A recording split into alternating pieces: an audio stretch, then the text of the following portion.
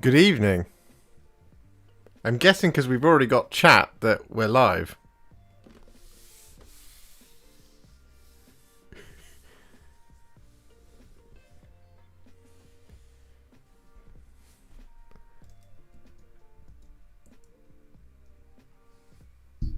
How are we all?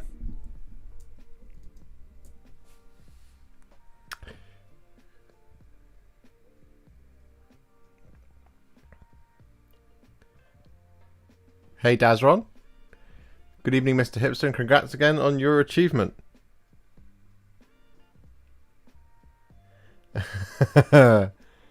No, Christopher Pagel.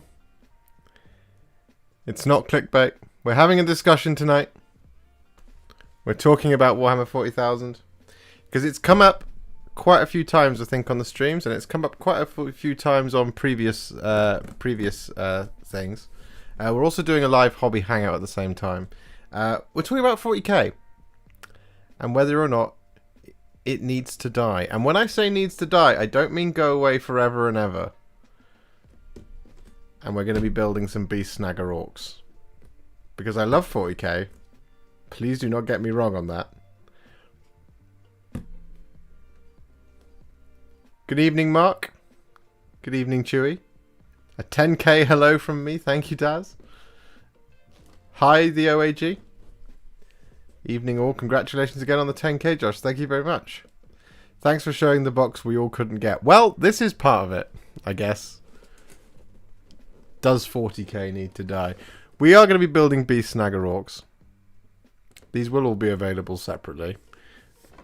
But, I want to talk to you guys because I want to hear what you guys have to say on this subject about Warhammer 40,000 because I have some thoughts and feelings about the state that it's in.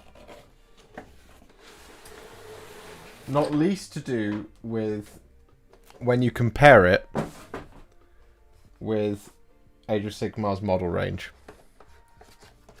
And I'm coming at this from a purely model range point of view.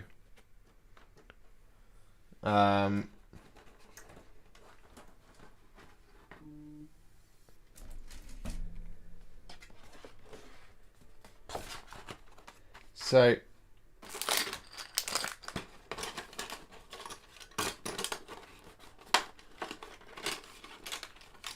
thank you, Anton Johnson. Good evening, Flingus Dingus.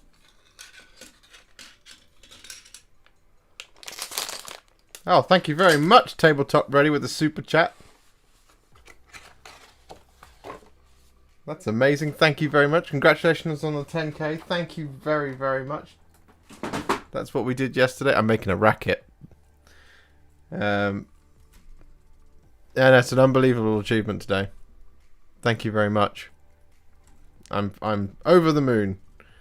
And we do have that giveaway that's going on. So if you go and check out the video, the 10k announcement video, celebration video, you can be within a chance to win yourself a painted mini by myself. Trevor Chadwick says, my shop just got in 10 extra boxes unexpectedly. And I got one. Fantastic. Congratulations. Well done. Here we go. We've got a pile of plastic. And we've got a bunch of people in the chat, which is awesome. So yeah, let's talk all things 40k. Now, as I think I've already said, to clarify, I don't ever want Warhammer 40,000 to go away. But I think the position it's in is a weird one. And the reason I think the position that it's in is a weird one is that it's gotten very, very, very adversarial, is how I would describe Warhammer 40,000 at the moment. And as a consequence of that, it means a lot of the content that you see for Warhammer 40,000 it's just about how you can, beat your friends at Warhammer 40,000 with the most gross list. So I want to hear what you guys think. Like, what do you feel like Warhammer 40,000 is fine as it is? Do you feel like everybody, I should just shut up? Because,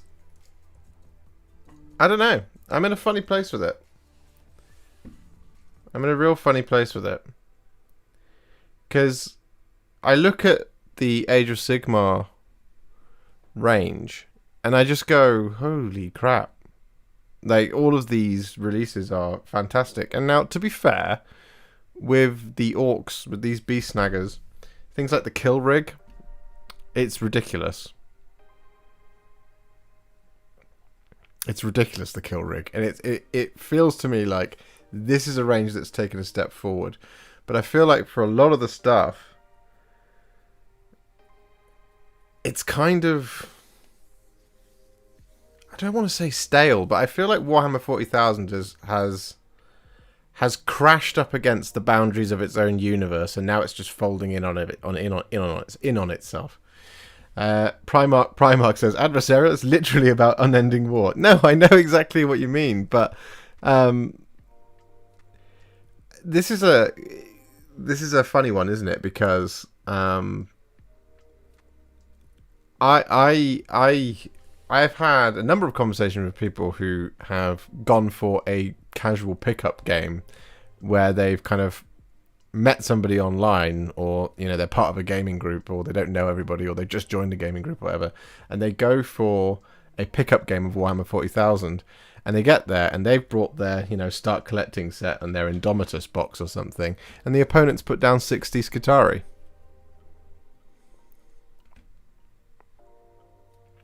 And it's like, is this the Warhammer 40,000 I fell in love with?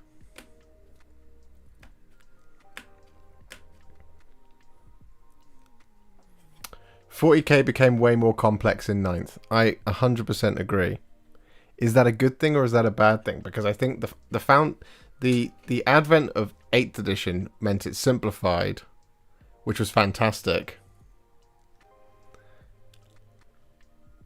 And then 9th has got more complex. It's moved more towards 7th, I feel, at this time.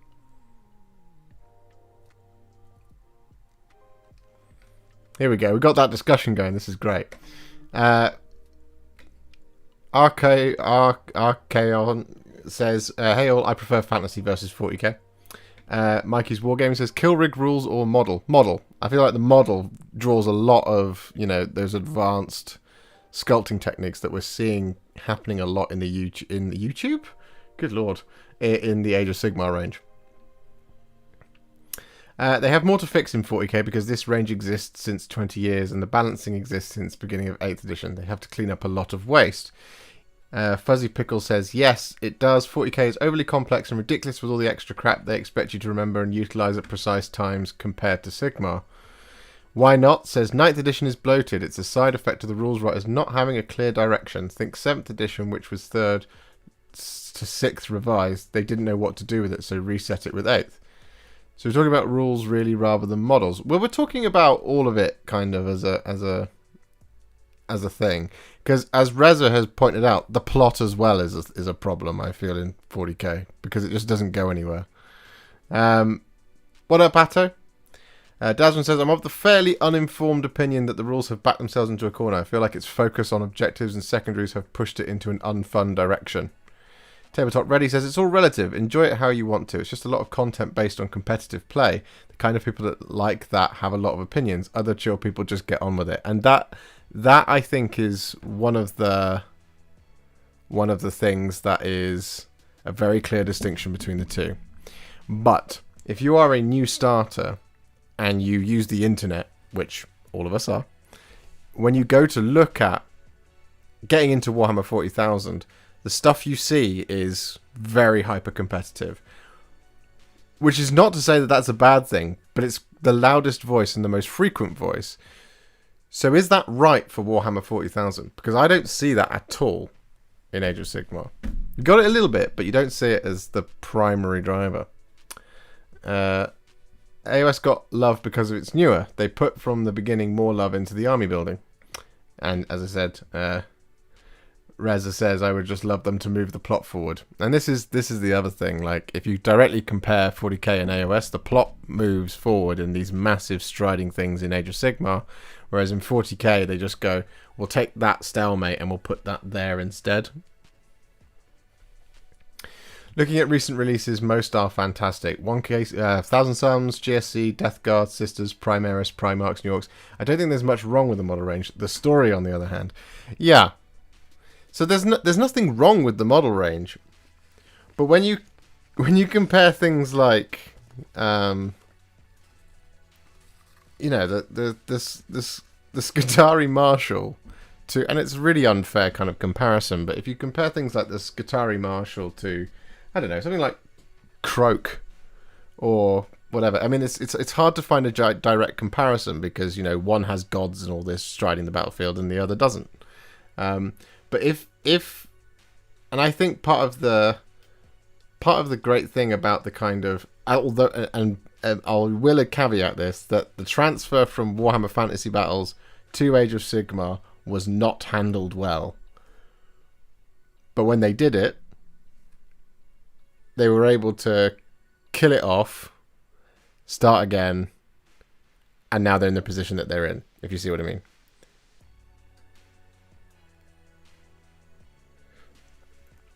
New kill team interests me. I wish for battles that aren't just about sitting on objectives. I used to love Warhammer Fantasy when you just played out battles.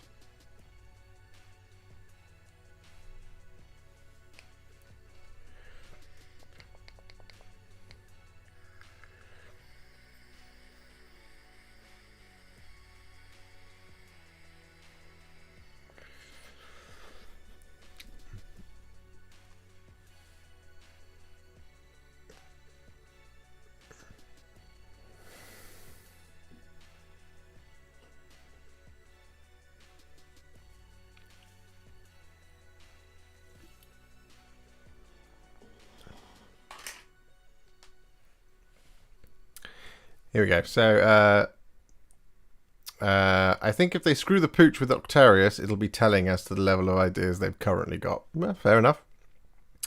You've got a huge opportunity to move the narrative forward in a meaningful way. I completely agree. Octarius, I will shut my mouth if Octarius just moves the whole thing forward. Maybe the ultra-efficient gameplay-focused view is easier to understand as well because it's focused on logic. Fun is a bit abstract and is maybe a personal thing. No, that is absolutely fair. Because people have a lot of fun playing competitive games. People have a lot of fun doing that. I've had fun doing that. You know?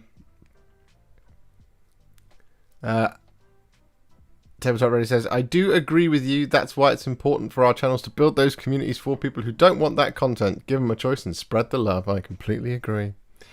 Flingers Dinger says, I enjoy the chill play and the fluffy / rule of cool lists. I have to admit, when I look up a model I'm thinking of buying, all I see is loads of people talking about how good / bad that unit is. Yeah, that is a prevalent thing of, you know, I'm interested in X. Don't buy it, it's terrible.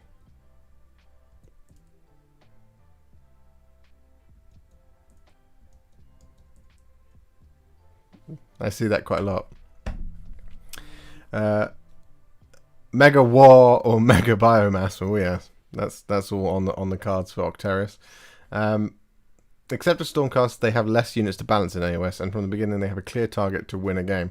Please do not forget that 40k goal for winning a game comes from the community, and that is part of what I find as a surprising change. Is that it for me, matched play has basically... So there was Warhammer 40,000, there was the ITC version of rules. And I feel like Warhammer 40,000 has just become the set of ITC rules. And for me, ITC was not really Warhammer 40,000. It was a different game. It was very clear what it was. And it's fun, but it wasn't playing Warhammer 40,000. It was playing a competitive game of tabletop Warhammer. You could replace the game. And the ITC rules set was really solid, which is why I think this 9th edition set is really solid. The rules are fantastic. They do lean into that competitive game side, though. And that's not necessarily fun for everyone. New kill team looks mint. I can't wait for it to drop. Yep. So that will be super fun. I completely agree. All the stuff that I've seen so far looks fantastic. Gloomspite Noob says, when I first started playing People Never Played missions was killing for victory points in 40k and Warhammer Fantasy Battles. Yeah, that was quite frequently the games I used to play. Coming back to 9th after 20 years out, started my Knight army, only to find out it was way less competitive in the new edition and command points confuse me. I like my oldie rule sets. That's fair enough. Atto says, I vote to yeet Abaddon into a sun and reinvigorate chaos. Just yeet! Atto 40k, hashtag hot take, and I completely agree. Although Abaddon's a cool dude. He's got some serious lore backing him up. As a new hobbyist, says Robert Blake, I don't know anything about the lore, but enjoy painting the models and watching and listening to people discuss the hobby, and your videos are excellent content. Thank you very much. Crusade is good for people like that like fun games. Yeah, it is excellent for that. And I would like to say on the matter of Crusade is pretty fantastic. However, something that my friend Ed, and you can check him out at the Sandman Hobby on YouTube, has said, and on Instagram in fact, he said he joined a Crusade League and people were, min-maxing in it. And that's because of the bleed from the competitive into the Crusade. So is it still fun at that point if you're just min-maxing, taking the most reliable, efficient units in Crusade? Because sometimes it's still fluffy. There are things that are fluffy in Crusade that are also really powerful, like a Skitarii Legion, but it's really powerful. Any army should be on par with every other army. True competitive play is decided by the generals who command the army, not who has the most money and can chase the next broken rules. I 100% agree with you. 100% agree with you. That's how it should be. I've just started collecting 40k in the last month. Death Guard, you and other smaller channels have really helped not that fussed about competitive and have found smaller community groups to play with. Wow, that's fantastic. That is absolutely fantastic. I love the secondaries and primaries. Even with my orcs, I can have a good game. Right on. I think you can always have a good game with orcs, though, can't you? I really like fluffy armies in games removed from competitive balance. Yeah, so do I. 100%. Right, I'm just going to grab my building tools.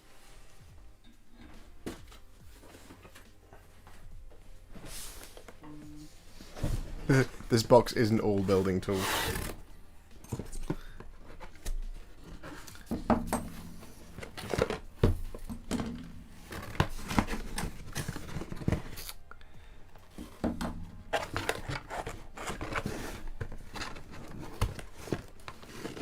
Is that it? Oh no, glue. That'd be useful.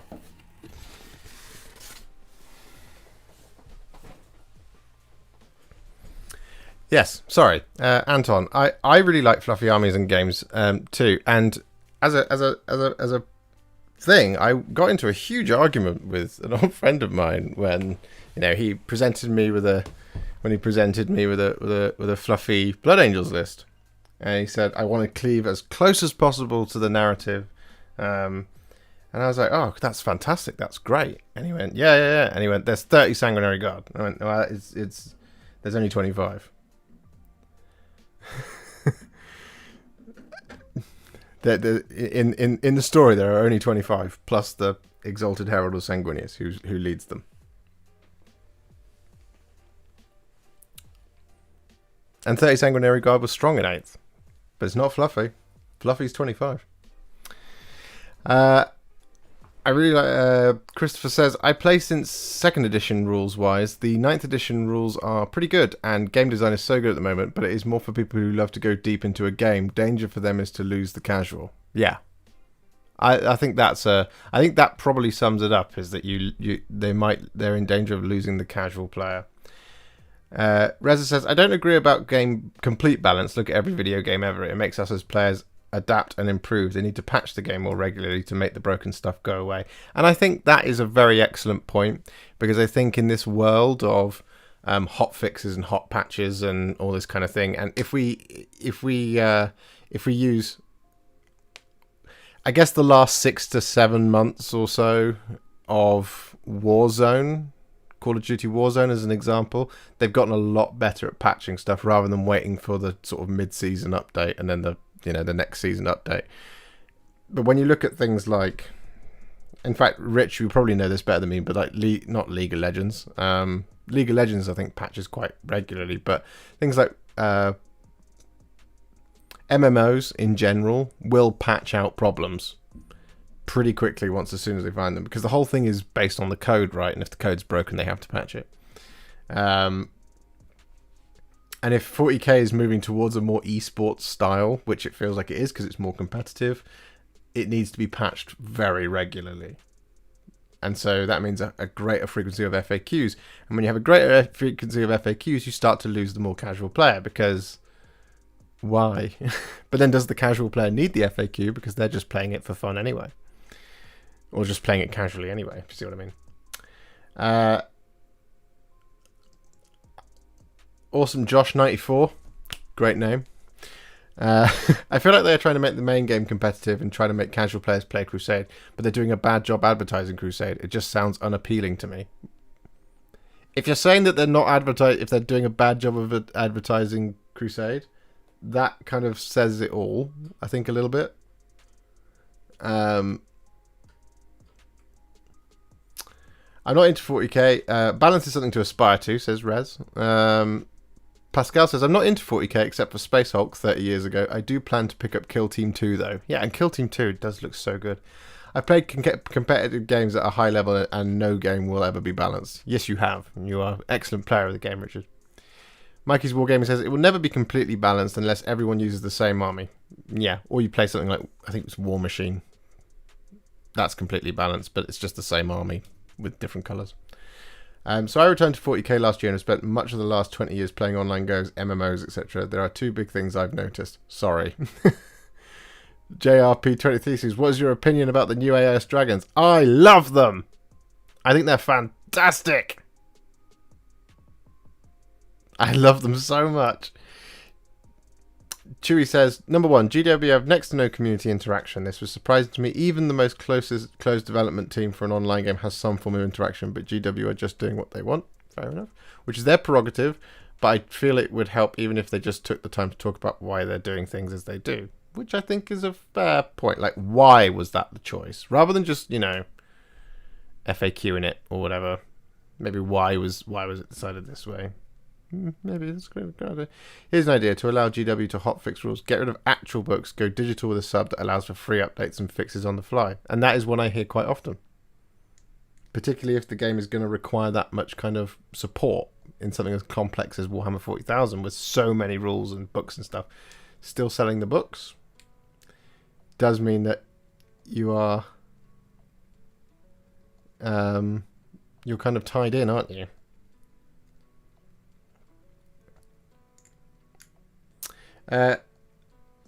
They've had bumper profits this last 16 months, and their reaction is to make some decision that seemed to be an attempt to squeeze more from their fan base.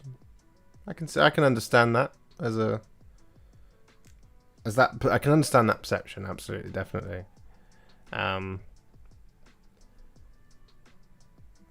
The only thing about that is that I think with Games Workshop, they plan stuff so far in advance that if the success happens and then the thing happens, it looks like that, but it actually isn't. If you see what I mean. Yeah, League does hotfixes in Pokemon ban and adjust lists, COD hotfixes guns. Yeah, exactly. BM Bateki 397 says, I love the 40k universe going back to when I was a kid, but just got into the tabletop last week. I would say starting off with 9th has been wild, but I've had fun learning to play. Fantastic.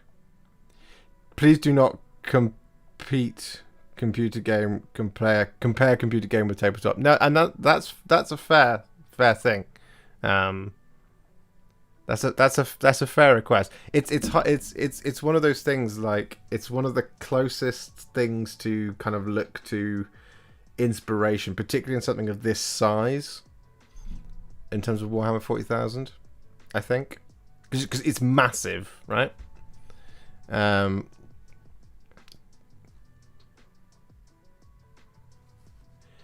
Gaming says, I do feel it sometimes gets tiring when you finish an army done painting and it's irrelevant.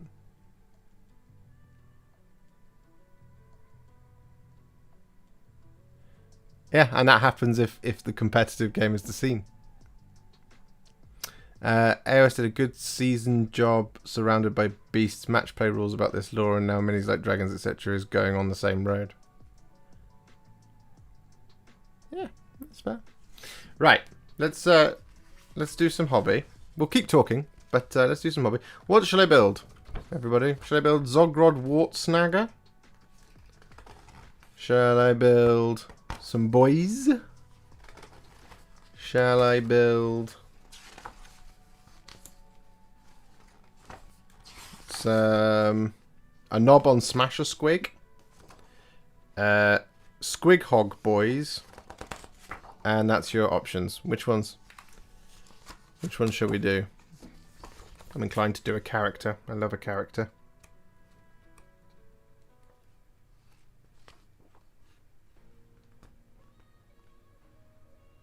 He's very cool, Zogrod. I shall leave the choice to the chat. Thank you so much for signing in and chatting with me today, guys. I'm enjoying this.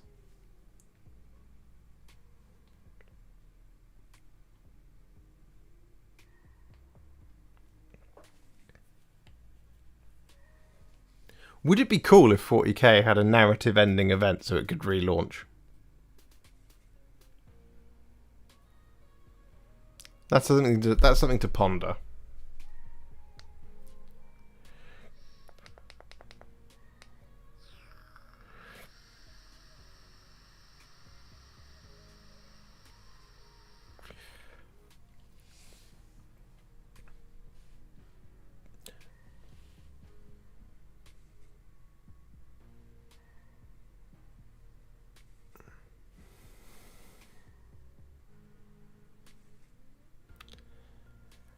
Chu says, I don't think it's unfair to compare to PC games. They're producing a product for entertainment and hobby with the rules. The company direct how the game is played and want community involvement.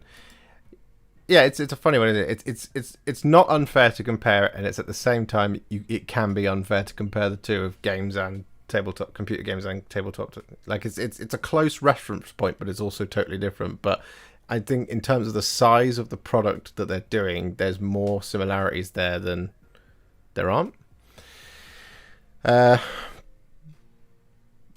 Chris says, by the way, I did not understand the hype around the boxes. If you take a timeline of a year when all models will be available later, why people go crazy on these boxes? Well, yeah, there you go. I mean, it's limited edition stuff, right? But it's not limited because all this stuff comes out when the Beast Snaggers come out.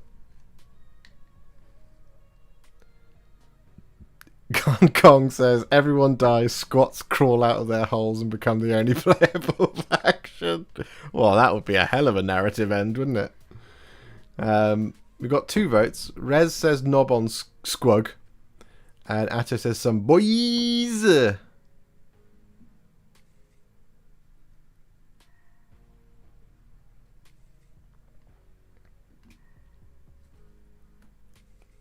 Christopher says, yeah, that is true, but do not forget that they work with Excel by GW and AI by Leagues. AI. I see what you mean. Yes, I think I know what you mean. GW has not the manpower and system for it. Yeah. But maybe they should. What do we reckon, guys? What should we build? We've got... It's only 4 sprues. Well, 1, 2, 3, 4, 5, 6, 7, 8. 8 sprues.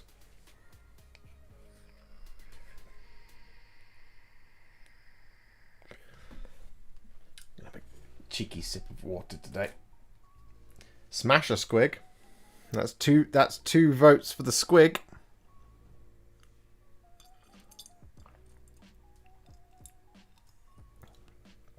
It says awesome Josh 94.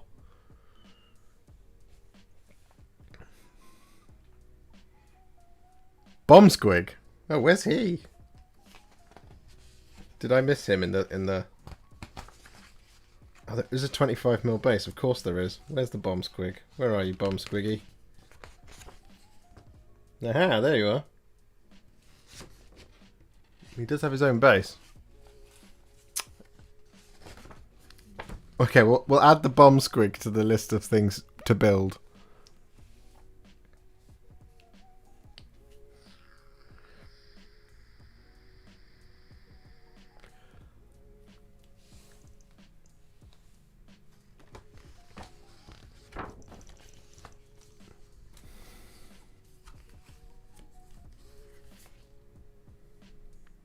Boys, boys, boys. Okay, so Smasher Squig's got 2 votes, and Bomb Squig's got 1, and Boys, boys, boys, Boish, boish, boish has 2 votes. It's neck and neck.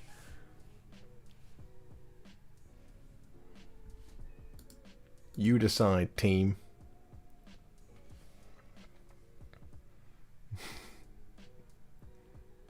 I've just this one with a motorbike engine at its back. Oh my god! But 2 votes for the bomb quiz, so it's 2, 2, and 2.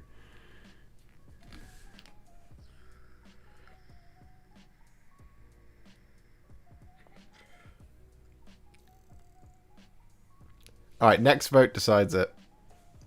Out of those 3, unless someone votes for something else, and then we're back to square one. Squig or die. Trevor Chadwick has decided it.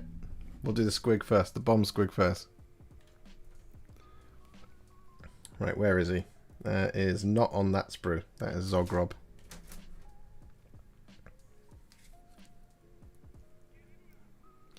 Oh, that's the boys come on. I think there's 20 of them, so it's probably the same sprue twice. Let's just turn it over. Yeah, same sprue twice. So yeah, boys come on a sprue.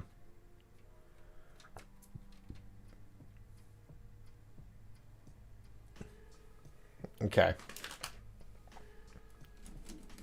Right, we're gonna do okay. It looks like we're doing the squig, and then I mean we've got plenty of time. We're probably gonna build multiple, right? But we're gonna do this little bomb squig first.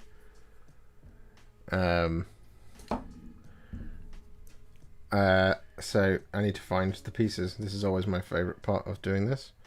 C101. It's not going to be on that sprue. It's going to be on this sprue.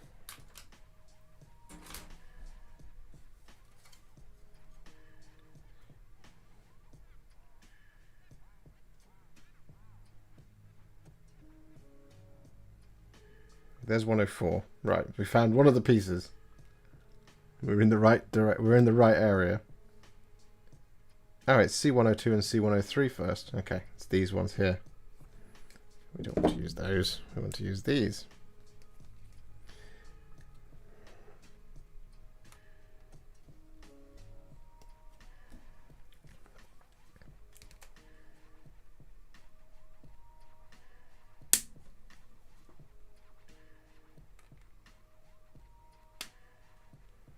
Do you know what I would love in Warhammer 40,000? Is a brand new faction that we've never seen before. And I feel like that's incredibly difficult to do with the position that the game is in. Because they've pretty much limited themselves to the codexes that we have now are the codexes that we have now. Admittedly, Beast Snaggers is a new range within an Orcs codex. It's kind of like a supplement in a way. It's not a supplement, but sort of. And the supplements are great, but do they add that kind of extra complexity to the game the game doesn't necessarily need. A brand new faction, however, would be really cool. But where does that brand new faction come from?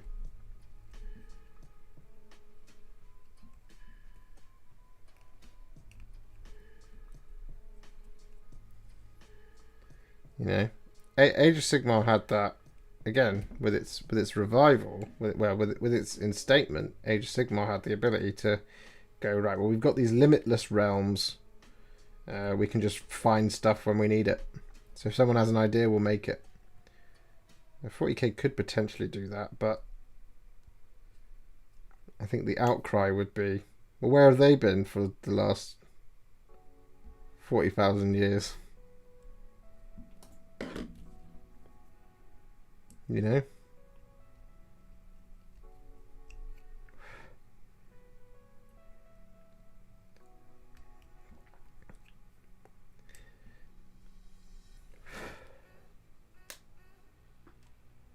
And that's the thing, I think, you know, where do these factions go?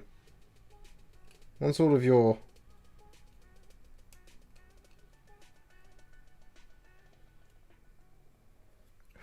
You know, once all of the 9th edition books are out, is it done? Because these codexes are, you know, some of the best that they've ever made. And they're consistently the best they've ever made.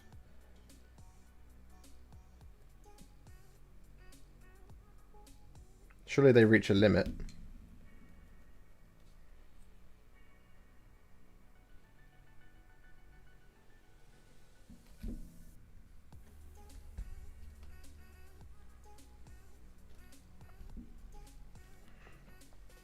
The Crave, the Crud, yeah, those are the ones that get put out.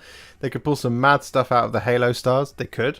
Bring back the squats. What space would they fill that other factions haven't? Well, yeah, so that's the other side of it, isn't it?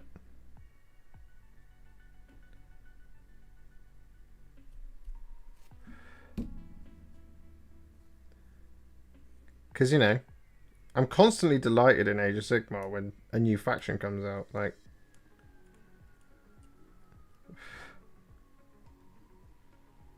and I think they've got no limitations on what they're going to do.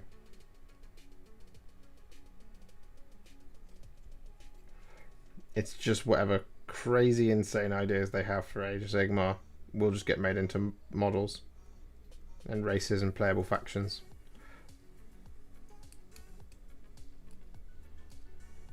I'm such a sucker for AOS models. All they have to do is release something like a Kragnos and I'm just like, yeah, I'm in.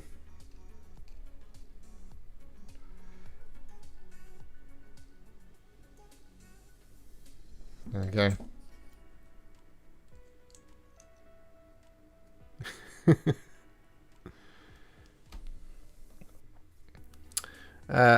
I would like a Beastmen faction or Lizardmen even. Skaven. Yeah, something like that. Sort of like the vermin of the galaxy. Astronomicon isn't bright enough for the Halo stars. I don't know very much about the Halo stars.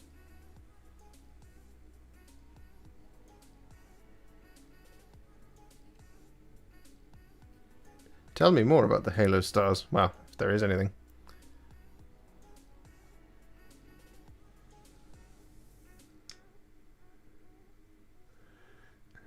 Hence why Superguard guy, whose name I can't remember, was pulled back from exploring it. I would love to see some different races in the Tau Empire. That would be excellent. That would be very cool. A full Vespid range, or just, you know, the other ones. A new faction of humans enters the galaxy chasing the Tyranids led by Sigourney Weaver. Kong, you're on fire tonight with the comedy. Unfortunately for 40k, GW made a lot of Xenos races in the lore just to kill them off almost immediately. Indeed. Trevor Chadwick, what's 40k missing? They have more than enough Marine/soldier units, clearly Skaven. That's 2 votes for Skaven. You could do Kroot or Vespids if they're willing to detach them from the tower. Yeah. Proper Exodite range. I would love a Traitor Guard faction. How come you are thinking 40 should 40k die? GW current business and how they are delivering rules, etc. does seem to be putting off a fair portion of the 40k community. Well, it's because I have 40k burnout. Mostly is why I'm kind of at a weird odd with it, because you know I struggle to find voices in 40k that are calm. You know, there's kind of and we were talking about it earlier about how kind of adversarial it is. It's like if I was to bring, and I don't have it anymore, but if I was to bring a Skitarii army, people go, that's horrible filth, you're disgusting. And if I was to bring my, you know, a fun Blood Angels list, people go, why are you taking that? You should take this version of it. And they're not even that good anyway, so you shouldn't be taking Blood Angels. You know? What do I do? I would take Space Skaven in 40k. Space Skaven, Space Rats. Could have Space Lizards, a remnant of the old ones. You could. I would like, and this is something I've talked about before, but I would like Chaos Space Marines to basically just become pretty much, almost to a man, fully corrupted. And I say this because there was the stuff in Shadowspear, and the stuff in Shadowspear was amazing, and the new Chaos Space Marines range was really cool as well. But I would like a full demonkin, you know, a corrupted demon Space Marines, so that they're just completely different to the Space Marines that they once were.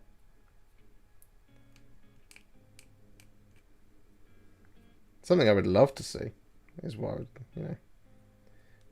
I'm not saying squat the range, but like, just like you take the possessed of Chaos and just turn that into a full range. And that would reflect what they're kind of almost supposed to be, right? The majority of them are pretty banged up by now. Particularly with all that extra psychic energy and chaos energy running around the galaxy. But they've spent 10,000 years in the Eye of Terror.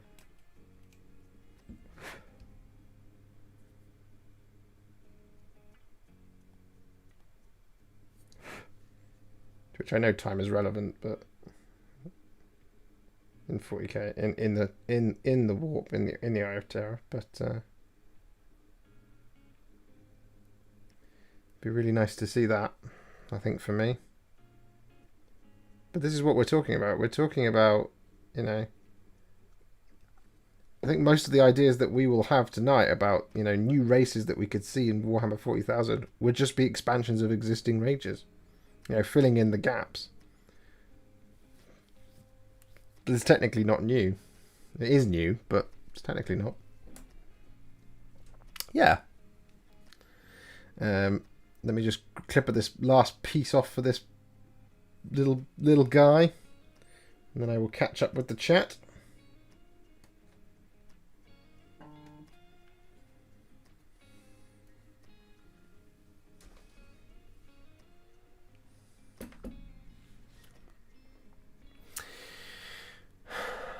You could have space livers. Yeah, we've done that. Zoets. Is that how it's pronounced? Full-blown Zoet lizard boys. Yeah. Yeah, 40k is in a bad place at the moment. New codexes being released won't help, as they don't seem to be proofreading rules as look at AdMech. I'm not a competitive player. I am casual and love the painting. Yeah. Like the Galvorback. Yeah, that's what I'm kind of talking about. But like, yeah, that kind of thing. Death Guard is like that. Yes, they are. The Death Guard range is a pretty good example about how there's not a normal Death Guard Space Marine anymore, really. Christopher Hardy says, been following your contrast painting videos for a while. Copied your Shadowkeepers video and have a 1.5k army of it. Have to say your guide is beautiful. Thank you very much. You're very, very kind, Chris. Do you go by Chris or Christopher? Do you mind? Totally Corrupt CSM would be awesome. Could call it like the Reborn or something like that. I would play it. Yeah, 100%. Brother Ferris is here. He says hello, everybody. Hello, Brother Ferris. If you ever want to know what the meta is in 40k, just see what's sold out online. Well, there you go. That's absolutely true.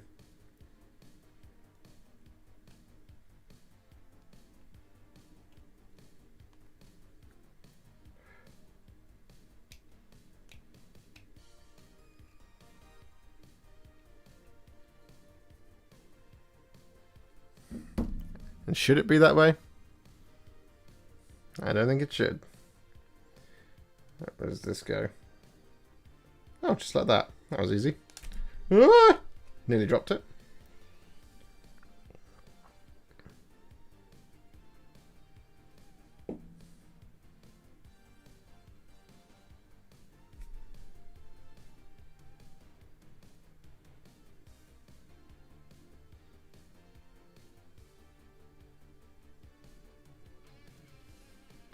Bring back the Jakira or whatever they were called from First Ed.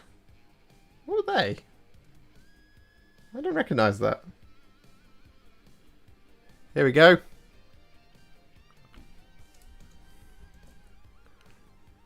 One down.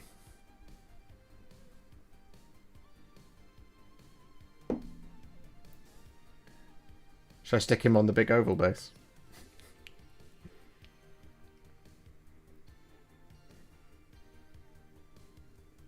Yeah, that looks straight to me.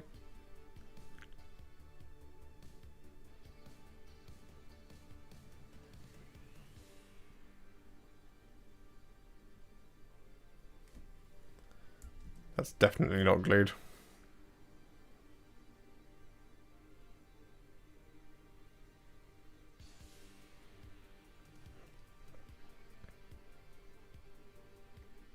Yeah, that's why I haven't been able to buy any Contempt of Volkites in weeks. There you go. Because everyone's chasing it, right? To try and keep up.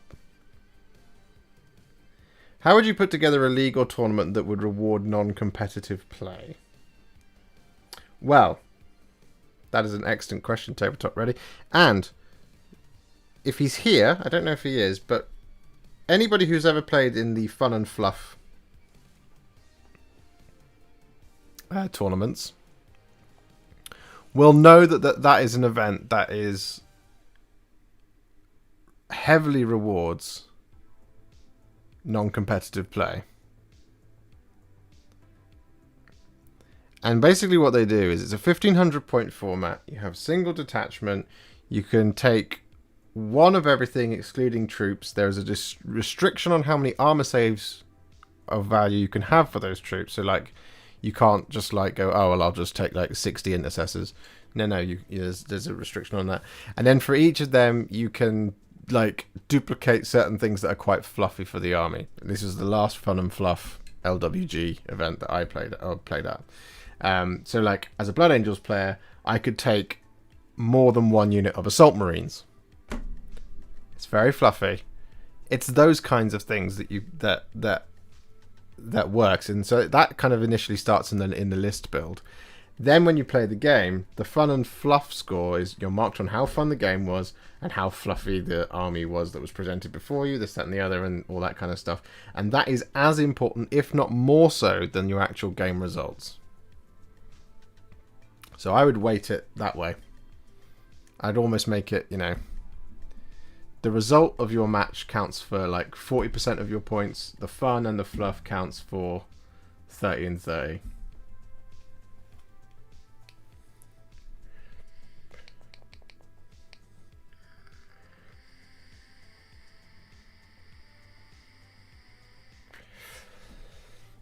Oh, the Jacaro. Right, yes. I know what you mean. They were a race that was mentioned with advanced digital weapons, if my memory serves right. Yeah, the Jacaro, yeah. They made orange paint, I believe. Yeah, that's what they do. They just make orange paint. They don't make weapons or anything like that. Bombsquig, says Tabletop Ready. Here he is. Bombsquig. The Interrex. Aren't they all dead, though? Didn't Horus kill all of them? Right. What was next? Was it the knob on this guy? The knob on Smasher Squig? Was that the one that was in the lead next? Let's build that.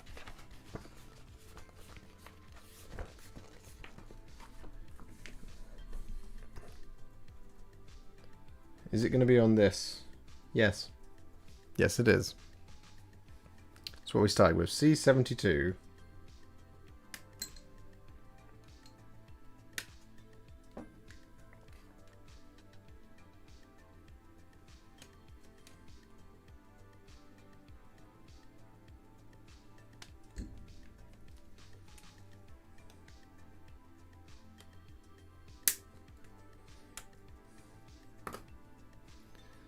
Number 1. Number 2.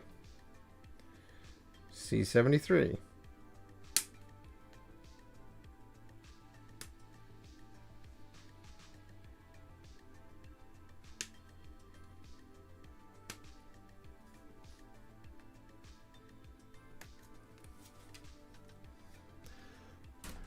Yeah, knob on Smasher Squig. That's what we're doing.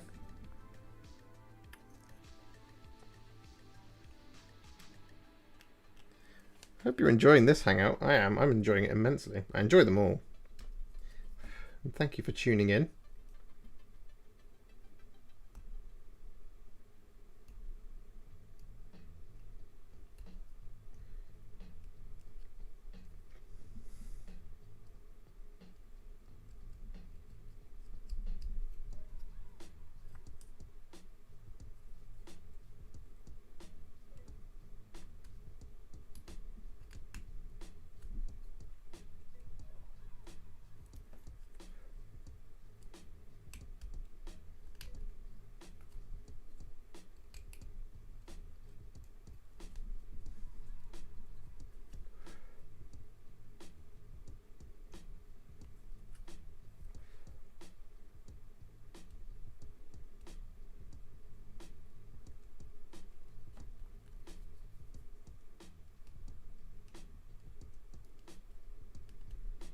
That little guy went together really nicely.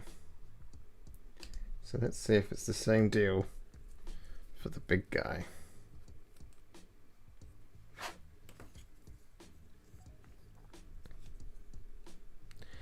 How big are these squigs compared to gore grunters and boar boys? I actually don't know. I don't have any boar boys.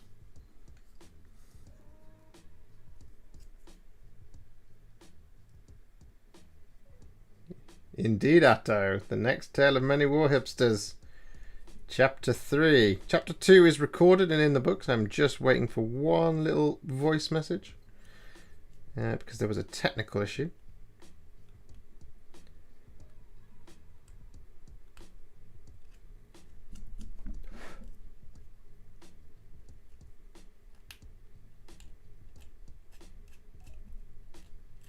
And it was an absolute cracker of an episode, Chapter 2.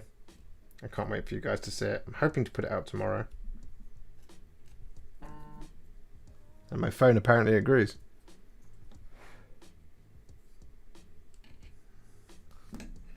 It's quite a chunky bit of flash there.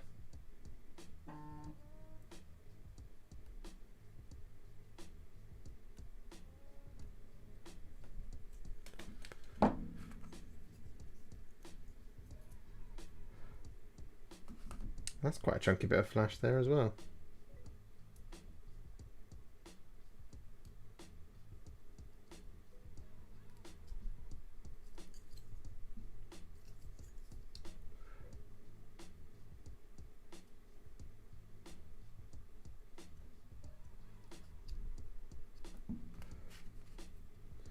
Doo-doo-doo.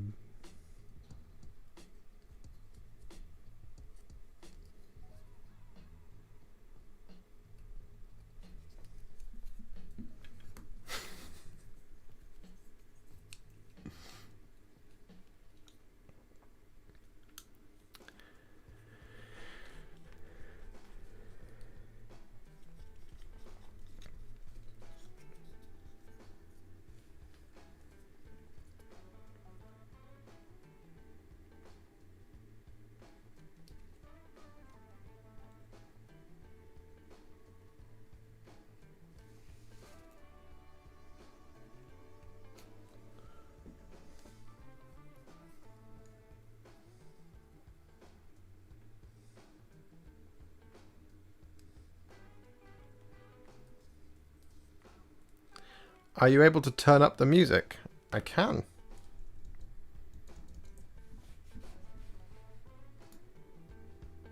How's that?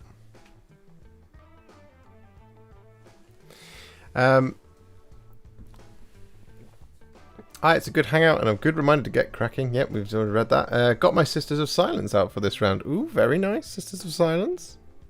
Those are beautiful models and they definitely need expanding. True said, I would love to see a legitimate SOS army rather than attack onto custodes. I would love that too. But maybe we don't need any more Imperial armies. That would be the complaint from the Xenos and the Chaos. Khan Kong says, I'm a returning player, haven't played or painted for over 30 years. Spent lockdown watching YouTube vids on how to make the most aggro list. There you go. Clues by technical issue, forgot to press record. No, I did record it, I promise. The problem was the sound didn't record.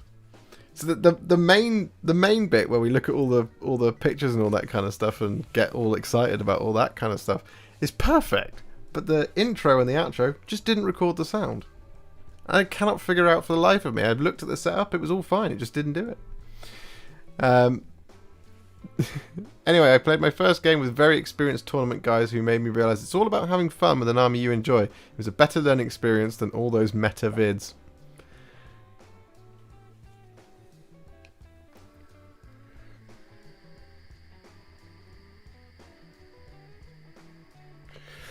The question is, what do I get for my Black Templars?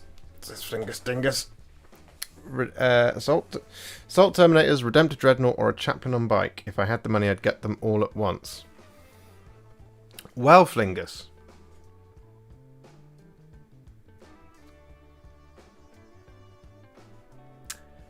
That's a great question. Based on the video that they announced with the Black Templars, basically confirming that there's a Black Templars Codex coming, I would almost be tempted to recommend that you pool your cash, you save your cash until then. I understand in this hobby sometimes that's not an option, but I would I'd basically look at what you want, get the cheapest one, and put the other half of whatever you would normally spend or whatever into, you know, a place which is like, that's my new Black Templars models fund. That's what I would do if I was in your position. Okay, that goes that way up. Oh look, we've got a pointless piece here. We've got a leg and a toe. That's what you love to see, don't you? Tiny little...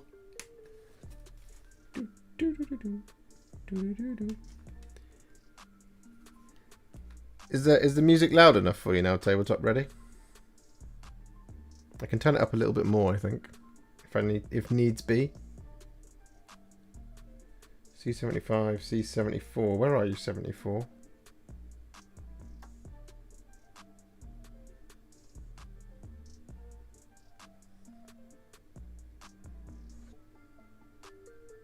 Is this just a invisible piece? That's 85.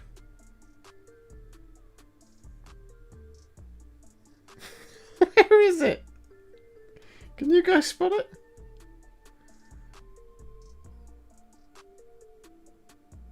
What am I looking for? I'm looking for that, yeah.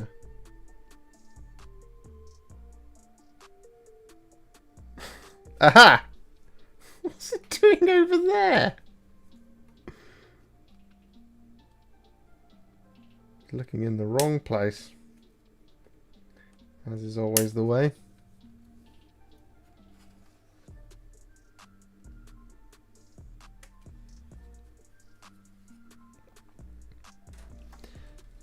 I was thinking that an updated Grimaldus would be amazing, wouldn't it just? Or Helbrecht, or an Emperor's Champion.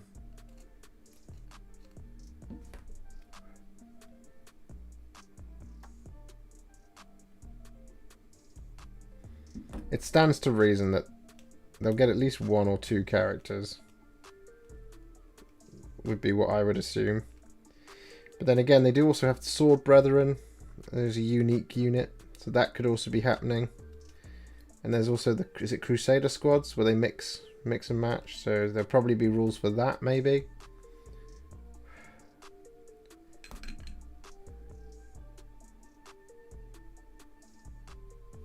Where you can take mixtures. One would assume of something like Assault Intercessors and Intercessors. Or maybe like Incursors and Intercessors.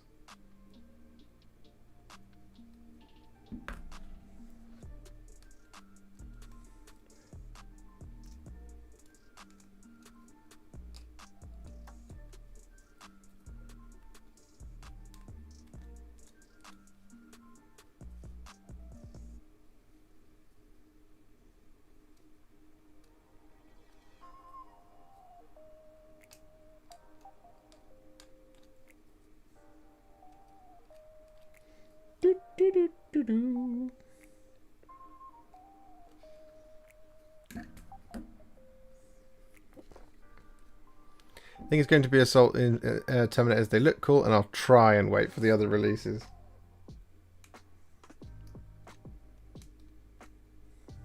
That's it, isn't it? All we can do in this hobby is try. Should I bring the camera down a little bit more so you can see a little bit more of what I'm doing?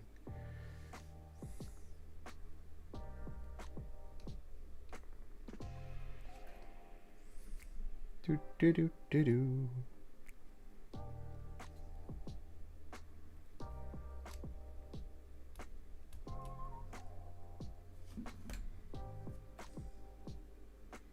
And that should just slot in there like that. Oh, that's very neat.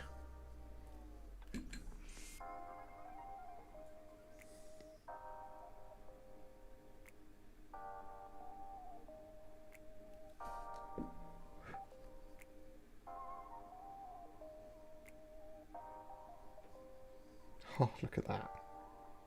That's a very, very clean fit. Very cool.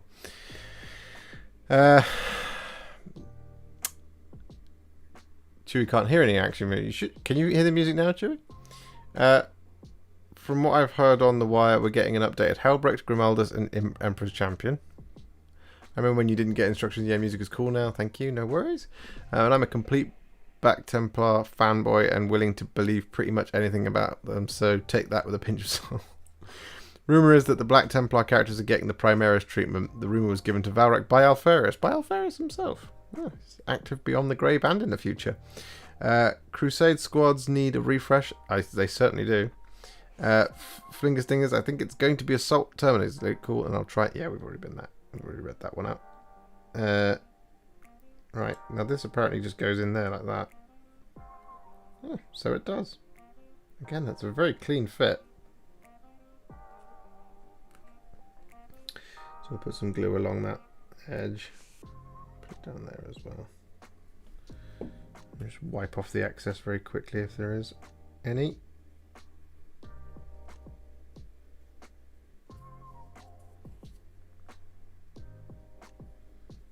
There we go. Very nice. This is the knob, isn't it? Yeah. 68 and 67.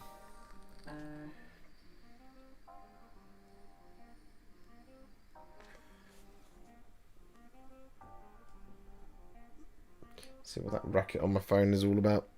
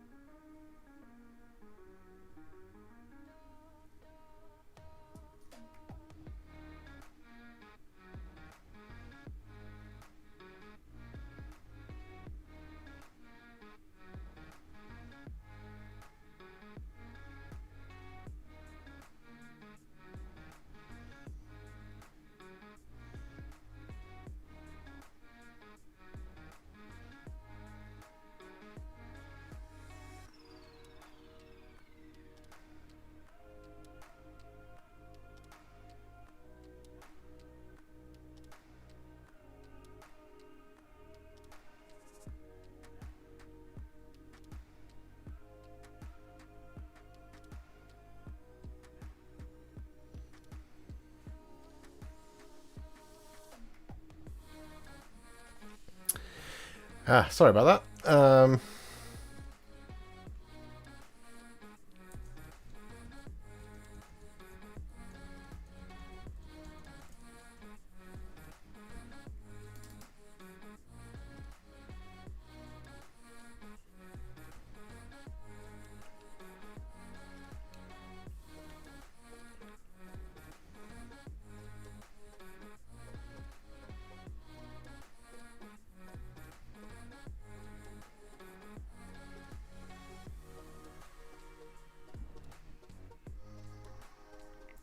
I'm just checking up on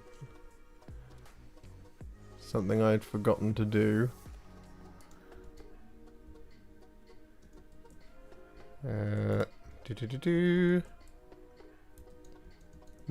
Riveting content, I know. Yes, it needs to die, and everyone should play Kill Team / Warcry so they can buy one box of models and get a whole army. That's a yeah, that's a pretty good idea, right? Will you be contrast plus painting the great white squig? That is a question for Mr. ADR Wargaming.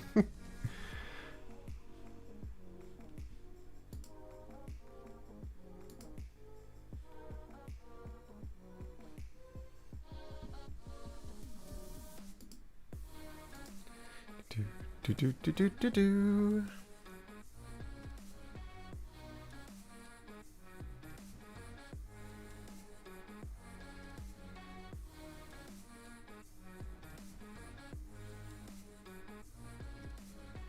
Yeah. All is well. Right.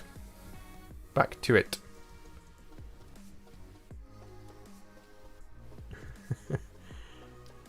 JP Rex 26. Hate. I like you. Oh no, message retracted. I'd like to paint the great white squig. Trevor. That would be cool. What we got? C68 and C67. Good lord, the sprue is laid out weird for these guys.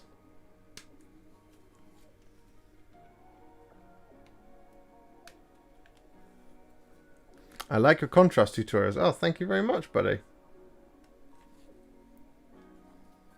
Do you have a particular favourite?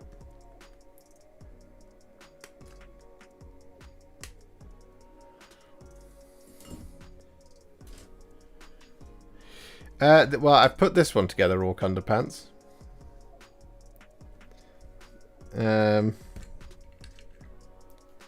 This is my... I don't want to say it's my first proper model. But yeah, no, I've not put anything together from this box yet. It only arrived this morning. Other than what I've done before you lovely people tonight.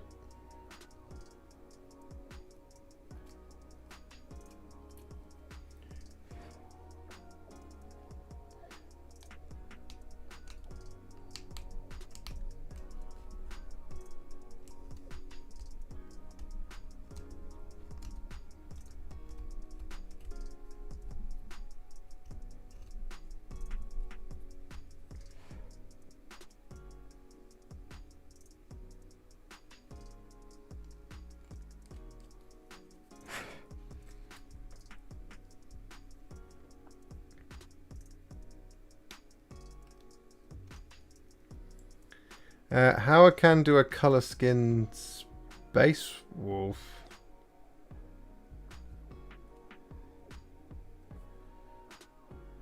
What do you mean? What colour should their flesh be? Or how to paint space wolves? Because we've got quite a few how to paint space wolves tutorials. Because I think there is a right or wrong answer for the skin tone for a space wolf. They do have quite a Nordic feel though, so things like Gilliman flesh over grey seer absolutely work. Well, any of the flesh paints over grey seer work. Any tips of applying contrast when you use them, they go on smoother than I can ever get. Yeah, so there is a sorry, we talked about this a couple of times. There's a video that is coming. I just need to, pull my finger out and get it edited, which is going to kind of explore this in real heavy detail. But the best tip I can give you is it's all about kind of balance of paint on your brush, and then what part of the brush you use. And as part of that, it does determine kind of what size of brush you use. If you use a brush that's too big, contrast paint the brush will pick up all the contrast paint, and you can't control if it splodges. Which is why I so very rarely use things like a shade brush, because shade brushes just hold a lot of paint, and it's impossible to kind of control what you're doing with the paint. And it's fine with a shade because you can just move it around, and generally if you're using a shade paint, you're going to relayer it anyway, right? Unless you're being really accurate, in which case you're doing a recess shade and then you're not using a shade brush. But like with contrast, you really need to keep that balance. And so the most important thing when you're painting with contrast paints using your brushes is you need to make sure that the brush is wet but is not forming a drip. If it's forming a drip, you've got too much. If it is not holding enough paint, then it's going to come out scratchy. So it needs to be visibly wet, but you need to hold it straight for, you know, like 2 or 3 seconds. And if it starts to form a drip, you've got way too much paint on that brush. You need to just tap a little bit of it off. Now, a little bit of help as well in terms of another tip I have is do not let water get anywhere near your contrast paint. Just don't do it. Which way around does this go? Oh, it's like that. Okay. Oh, I see. Right. All right. C69 or C82? I'll let you guys decide.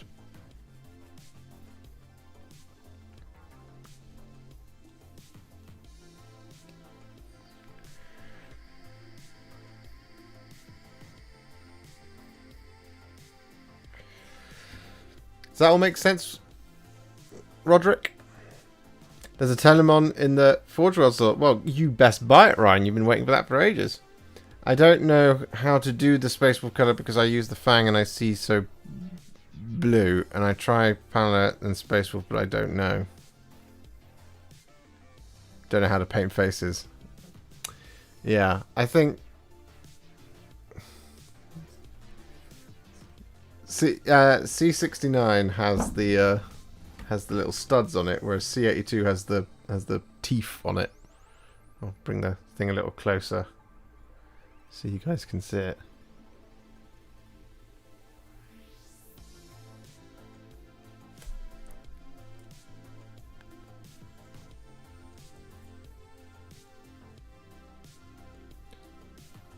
So that one, are we saying that one?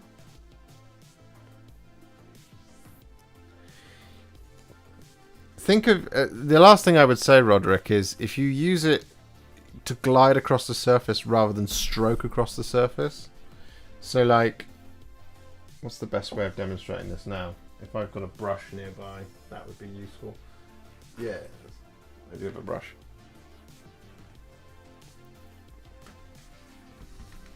So I'm going to hold this piece of paper sideways.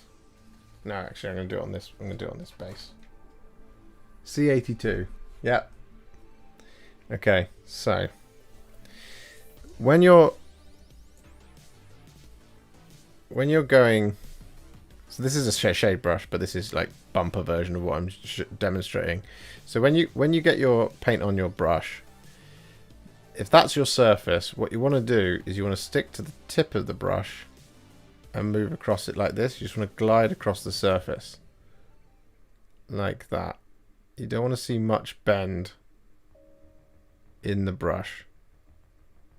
And that goes for the kind of the same of all of the brushes. And obviously you won't paint at this angle because you won't really be able to see it. But when you've got a brush full of contrast, you've got a couple of things that are going on here, right? So you've got the tip of the brush, which is kind of like your fountain pen end. If your brush is too big and you've got too much paint, there will be a lot of it hiding in there in the middle. So when you do that, you're just going to go... You see? Make sense? So what you want to do, if you like this, just glide across that surface. You'll get a nice smoother finish. You just want to go reasonably quickly, so kind of you're going to start here, just come down, go back up, down, go back up. I know I've not got any paint, but you see the motion of which I'm doing. And if you just remember that, like, when you like kind of do that with the contrast paint, you will create a blob. And wherever your brushstroke finishes, that's where it's going to leave a deposit. So if you're going like across this base, for example, so I'll do it this way around. You come like this, you want to wick it off the end. So you want to kind of go like that. If you go like this and stop there, you're going to leave a little blob there.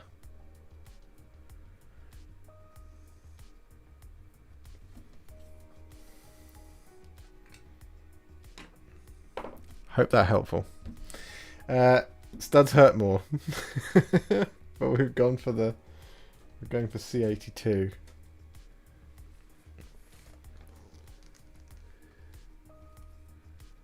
There it is, C82.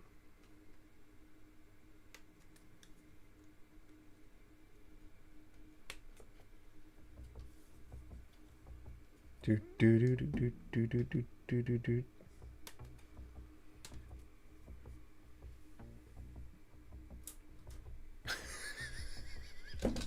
Chewy.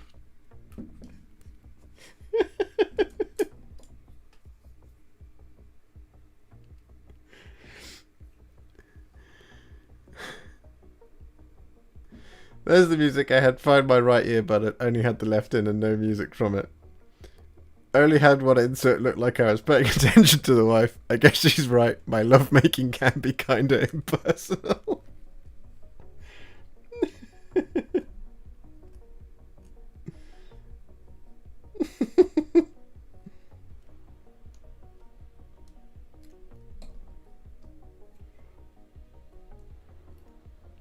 Oh, that's tickled me, Chewy. That one's going to stay with me for a while.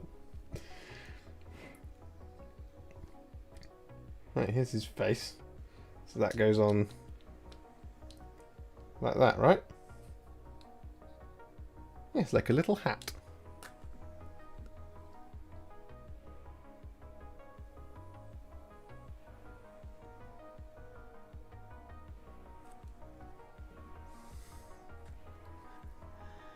Awesome, Josh. To the guy painting Space Wolf's lair, rust grey over the fang. The fang is acting as an undercoat, not necessarily as the main colour for the armour. Ah, right. Yes. Sorry, I forgot what I was doing. Yeah, Josh is right. If you've got the fang as your base, you need to kind of bring it up. So you want rust grey to layer it over the top of the armour, and then you want Fenrisian grey to highlight it if you want to do that.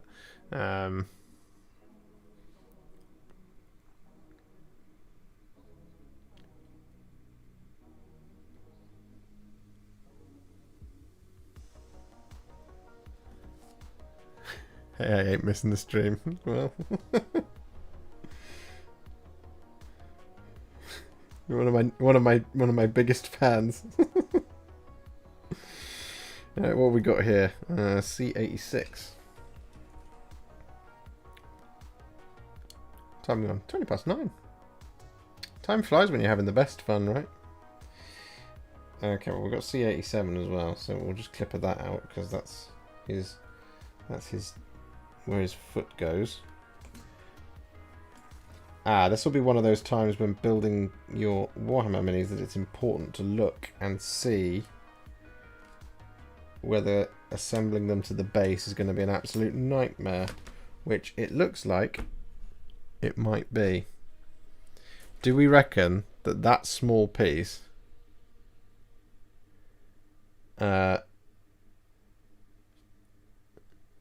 is going to hold the weight of the thing?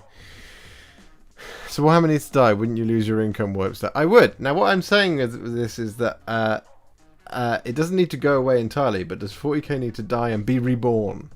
Much like Age of Sigmar was out of the Warhammer Fantasy Battles. And yes, I would be absolutely financially crippled if Warhammer went away forever.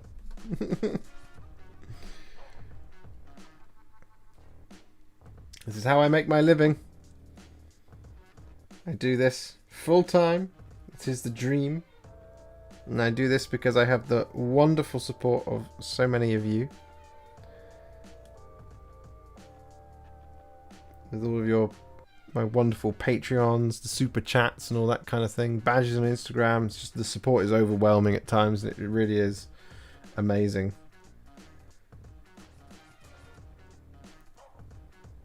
Hey, we've got a mislabeled part. C86 and C85. They're the wrong way around. C85 and C86. Love that. Love that when you see that. It's great. It's not confusing at all.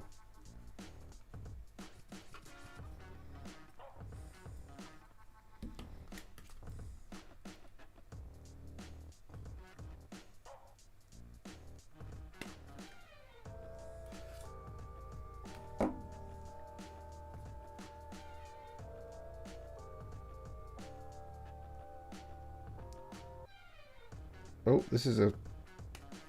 Whew.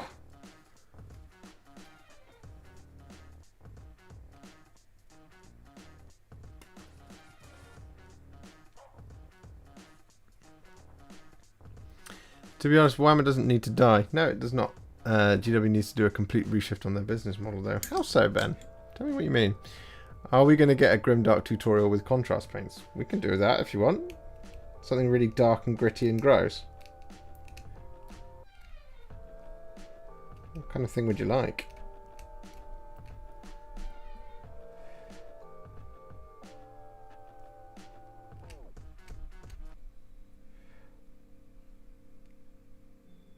Blunchitsu type thing? Is that what you're after, Atto?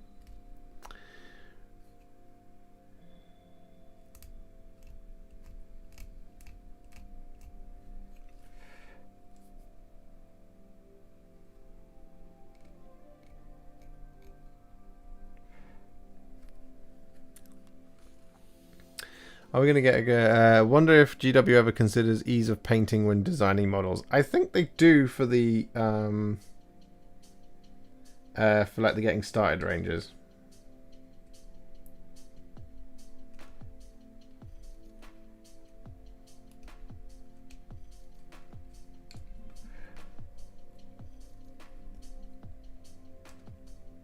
Because I think there's a clear graduation, right, in some of the ranges. Like,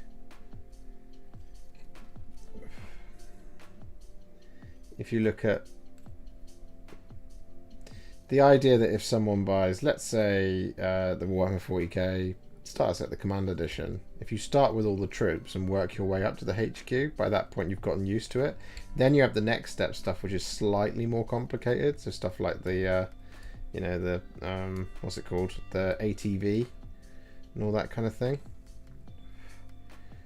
gets slightly more difficult.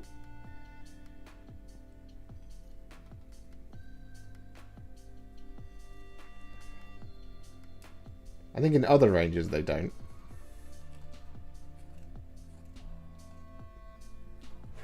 I think at that point it's the artist's decision, isn't it? Who paints them, how they get painted.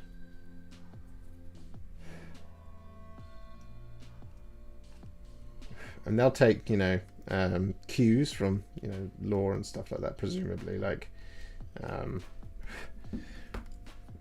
whoever painted the Beast Snaggers, for example, will have taken cues from, you know, the book and things, and will have, you know, had a chat with them about, like, kind of the markings and stuff, and then whether or not they were going to be sculpted in. If they were or not, do they need to be freehanded for the heavy metal version?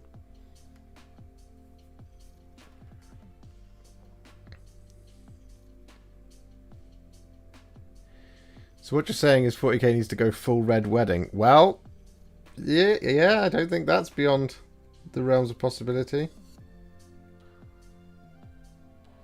Right, okay, so imagine this scenario, right?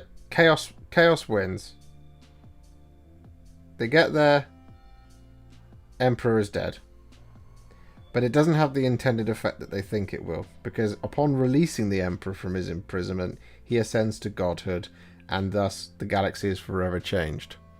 There's an enormous explosion in the Astronomicon, where, like, warp, the winds of the warp and all that kind of just engulf planets left, right, and center. Places are locked in weird time kind of shifts and all this kind of thing. Entire sectors are lost for a while.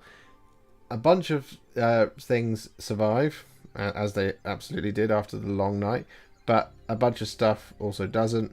where you can clear out stuff that's in the lore but doesn't have any models represented on the tabletop, for example, or you don't have to clear anything out, but you do that, and then slowly the warp storms start to abate, and in its place is a new galaxy, but things are different, and it's at that point you can just go, hey, this planet that used to be this, they're all this now.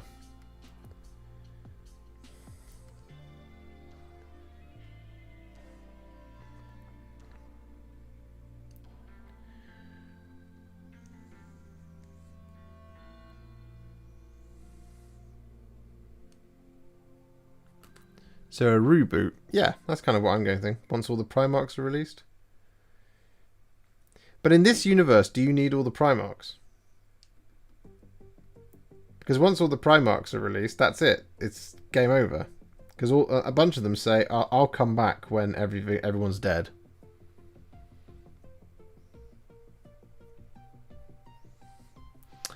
Roderick Promier, I've built many PCs and asked myself the same question, how people who design PC cases and the ease of fitting parts inside without losing vast amounts of blood. Oh, no, I'm sorry, I'm not laughing at you. I just wasn't expecting that, Gloom. Blanchitsu style with contrast paint would be interesting to see how it's achieved. I think for Blanchitsu style with contrast paints, you would need quite a dirty... I think it's quite interesting, right? So I think if you started with like a grey base, so like Mechanicus standard grey, and then used a like a really gentle Zenithal Prime of Grey Seer or even Corax White to add that kind of top part, you then just get into it by adding a lot of kind of different of the browns and stuff and mixing the browns together to create those tones and shades and all this kind of thing as it kind of varies around on the Blanchitsu style. First, they need to use plastic that's easily recyclable and reusable. They also need to update the models they have already and be way more user-friendly towards their fan base. That's all things that have been brought up earlier today. Yeah, it's a fairly common complaint, I think. Emperor does a Thanos snap. Yeah, that kind of thing. The Emperor's a Chaos God. They'll release the true form of the power of Big E if they destroy the Golden Throne. Primarch should be tell, not show. What do you mean? As in Primarch shouldn't exist? Primarch should be around but not in the game? Because there's a certain degree I would agree with you on to a certain point. But also it's really cool to have Primarchs.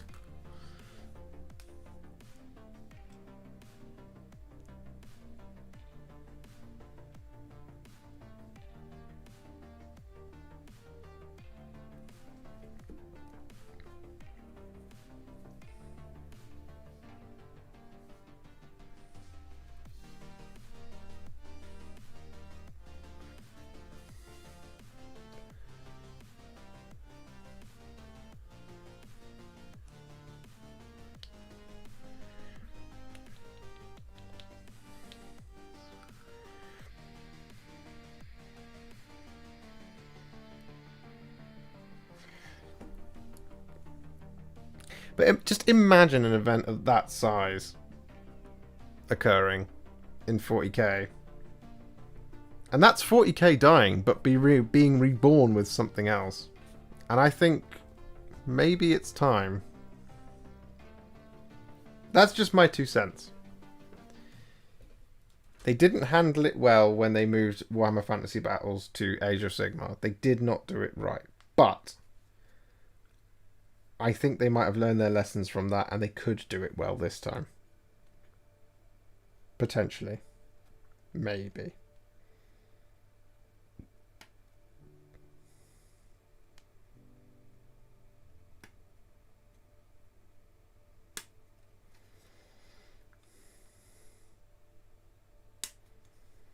Because then I think, you know, because at this point, like, models like Corvus Corax, right? If Corvus Corax gets a model, what form does he come in? Because there's that short story where he appears in the 41st millennium as he's basically become, like, he is infused with the warp. He's found his true kind of, I hate to say demon form, but he's found that form, and he kind of appears as like as a pure shadow to Lorgar, and it terrifies the hell out of him.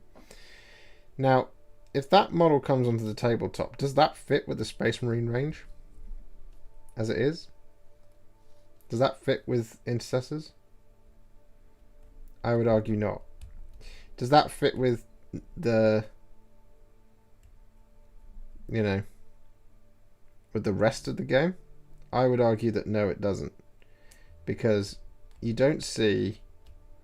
Right, so this is a great example. Celestine, she's supposed to be a being of the warp. She doesn't look like it. She looks like a human. So you do just bring Korax in his human form. But is that good enough? Is that cool enough?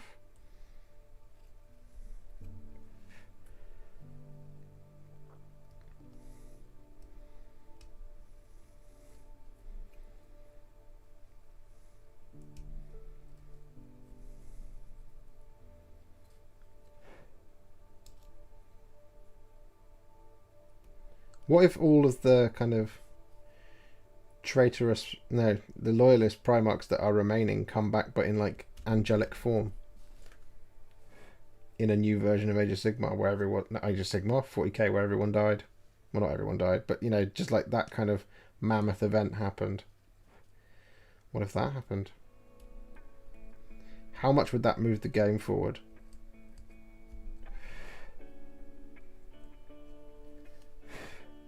And the question is if something of that size happens, people talk about it. They talk about it a lot more than they talk about how, you know, the meta is this and you should do this to beat up all your friends and be that guy in GW.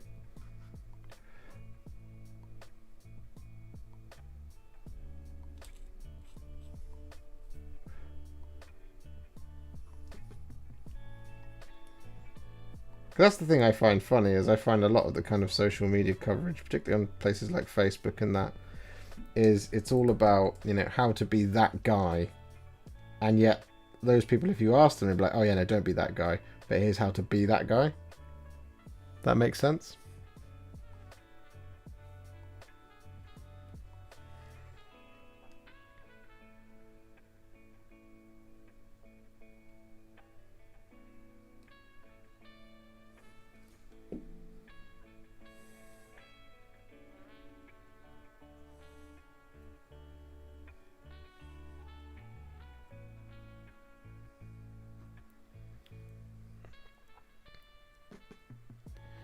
Tree Dog says, good to see you're building the new snaggers. Some painting tutorials incoming for the new boxing. Yes, indeed. There will indeed be tutorials for all of this.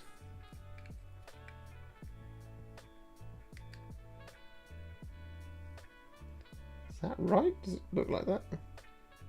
Yes, it does.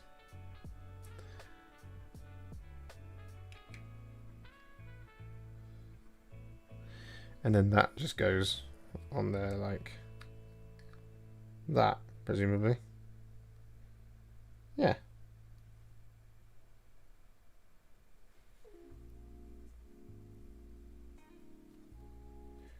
Oh, was there a variant version of this? Yes, there was. I've just built that first one. Oh well. Oh, I've built the right one. Okay, that's fine. The one with the studs has got his head leaned down a little bit more.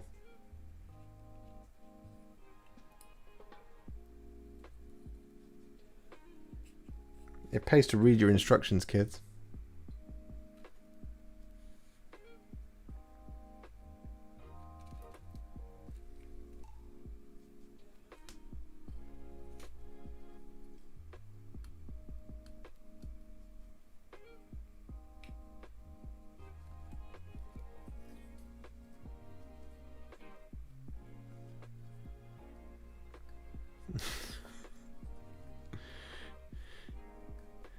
Or do you know, we could do a cop-out and copy Marvel with the whole multiverse kind of thing.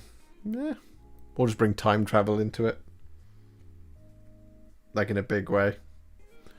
Cypher and Luther mass hit a force larger than has ever seen in the galaxy, and they descend on Terra. Lion awakens, but it's too late. The Fallen slay the Emperor. He is reborn and enacts Order 66.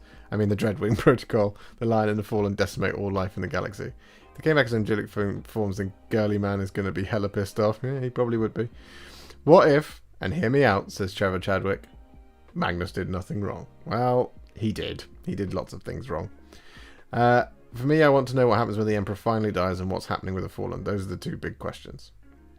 Facebook is a cesspit. Yes, it is. Maybe to do something with the 100-year anniversary. When will that be? What, 60 years time?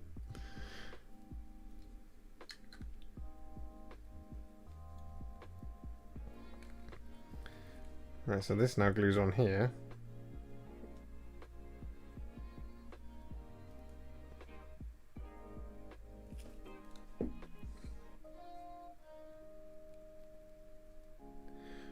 Well, when we're in... So how long's 40k been around? 30 years? 35? Let's call it 35, 40. So 60. So we'll have anywhere between...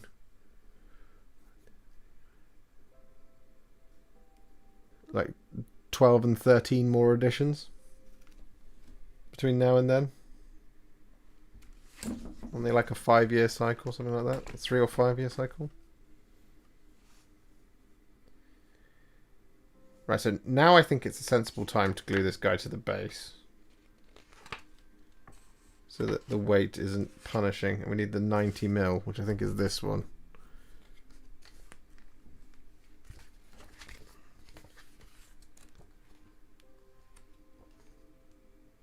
Oh, for goodness sake. Why would you not put it in, Beast Snagger Box? So I should have 375s and 190. Right, that feels about right. My favourite feature of the GW instructions recently has been the base diagram in the front. But it's not in this box, which is frustrating. So that'll go... Does that look about central? Does that look about right?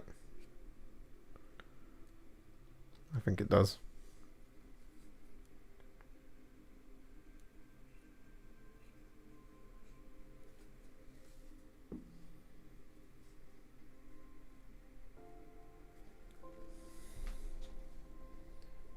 Put it there. Like that.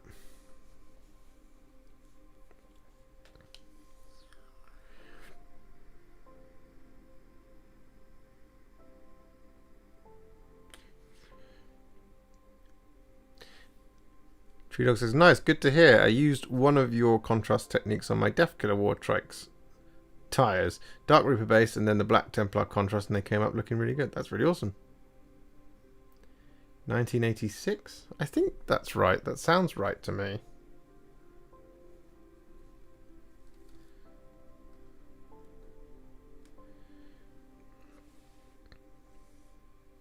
'50th hasn't been yet. I know that the 30th anniversary they did the Imperial Space Marine, and I want to say that that was in 2016, maybe 2015. I think it was 2016, which would make sense if Chewie says 1986. Right, moment of truth. Has this glued? Yes, it has.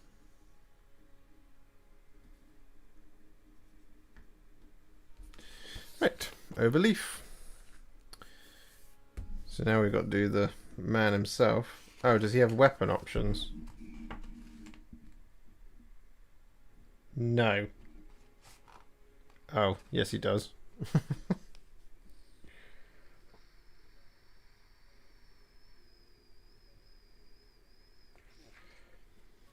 I think he should have his chopper in hand.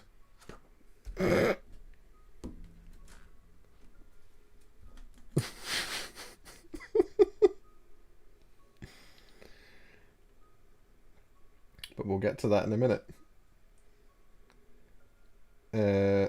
These look like they're just squig parts. Oh no.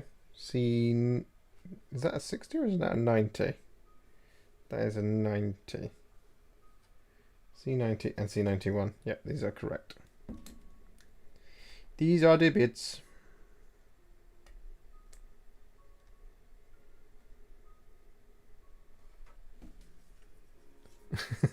Chewie.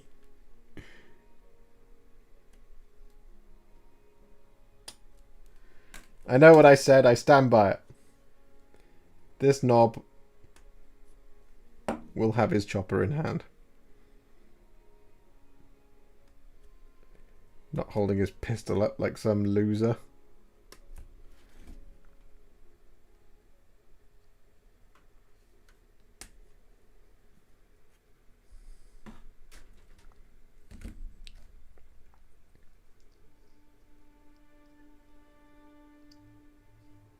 Ah, there we go.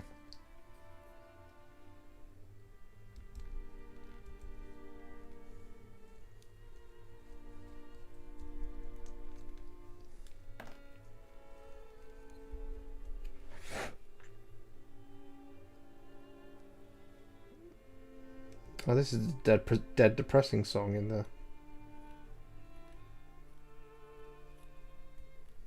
the playlist. Let's skip that one.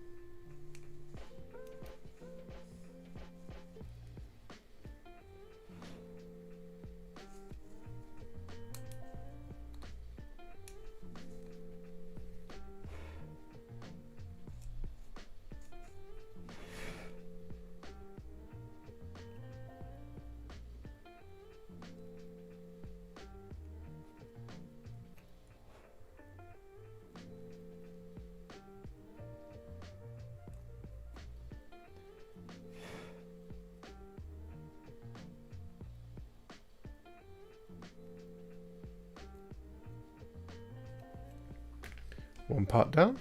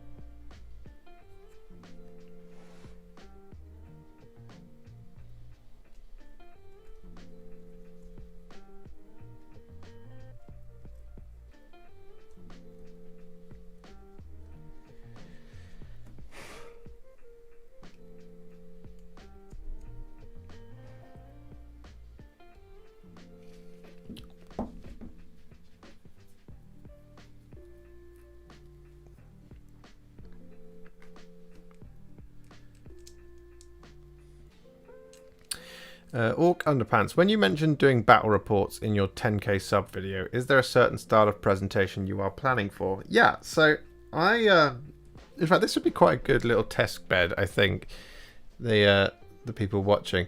I really like this idea that I had of to film it kind of like as a highlights package and to do like 2 or 3 games and then to make the video kind of like match of the day, so that you see the kind of the key points in the games, like you see the start, you see like the goals, the injuries and the fouls and all that kind of stuff, and then you have the participants all kind of do a little bit of analysis on it. That is the idea that I have in terms of the way of doing it, and that way you kind of get to see like a progression. So you see like a couple of games, and then like you can kind of compare and contrast those videos together. What do you think, guys? So like a battle report isn't just a single battle, it would be more like battle of the day or something like that. I don't know, but yeah, I like the idea of doing it that way, so it's not a full hour and a half long thing. It might be like an hour long video where there's lots of Warhammer being played, but there is a clear progression and a change within that thing, and that you kind of sticks more towards that kind of highlights package version of each of the games. Let me know what you think, because I think it's a format that could really work, but I could also be completely wrong and it could be terrible and people might hate it.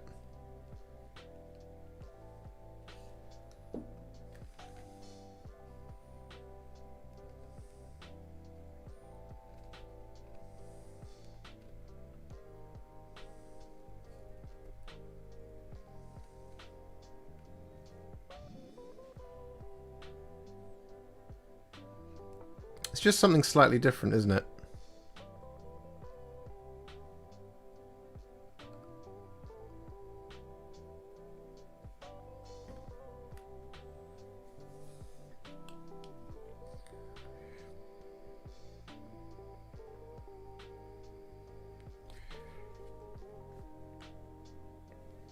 Because the other side of what I could do with that is potentially write up an in-depth thing of the battle report, and then people can read that if they want to see the whole thing, but they can also watch the highlights package to see the analysis of the play. Or that's how the story is told. So if we do like narrative fluffy battle reports, that's how the story is told over those kind of series of different things. Oh, Roderick Pommier with the super chat. Thank you very much. I really appreciate that. Roderick says yes.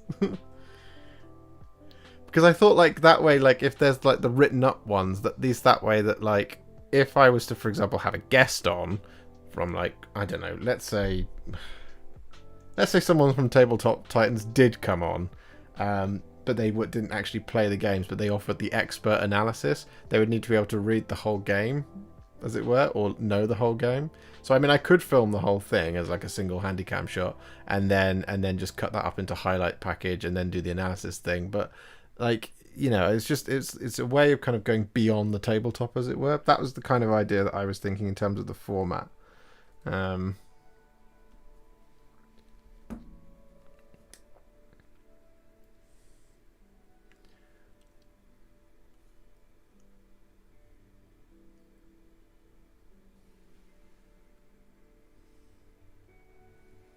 Perhaps I could get, like, you know, Gary Lineker to host it. I wonder what his rate is.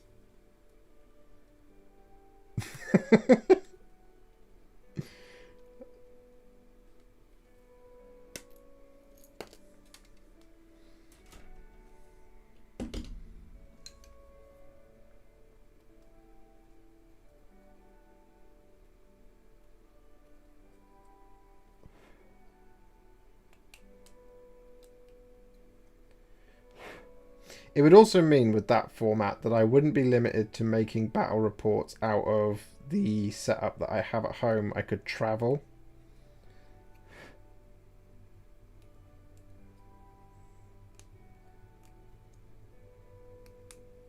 So for example, I could come to like London and film some.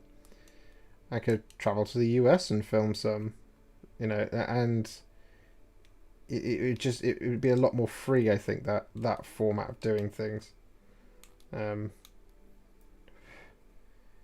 Ultimately, I need to test it. But if you guys think it's a good idea, then that does give me some confidence that it will work.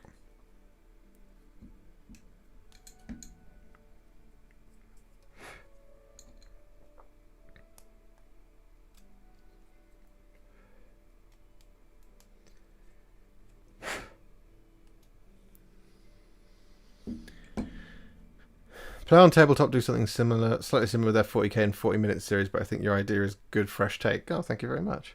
Yeah, and their 40k and 40-minute series is like the highest quality Warhammer stuff battle report that you're ever going to see, I think, out there. That sounds Star Wars different from what is out there, which is great. I'm over the top-down videos of just watching people playing. I think fair enough. I'd watch that. Keeps it snappy in each game, but you can still see a number of armies in action each time. Yeah, that's kind of what I'm after, Ross. He says, oh, his rate's 1.3 mil. Okay, well, I could probably make that stretch with, what, if I had, let's say, 12,000 Patreon subscribers. I could probably afford him for a day after a year and spending zero money. Tabletop Ready asks, did you find your videos did better once you became monetized? Just wondering. That is a very good question. Did they become better? Yes and no. I think, because for those of you out there who don't know or are interested and like to know this stuff about the way YouTube and monetization works, basically, basically, when you want to monetize your YouTube channel, you have to join something called the YouTube Partner Program. To join the YouTube Partner Program, you basically, to get ads on your videos, you have to have 1,000 subscribers and 4,000 watch hours in the previous 365-day period. So basically, it's to stop, I think, it's basically to stop just like kind of everybody monetizing. I think is the reason, and it also kind of just, I think, from YouTube's end, kind of ensures a little bit of quality and commitment to doing it. So people have to have watched your content for 4,000 watch hours, and you have to have 1,000 YouTube subscribers in a previous 365-day period. Once you've got that, you can then turn on ads. The fact that you've got that means you're appealing to the algorithm.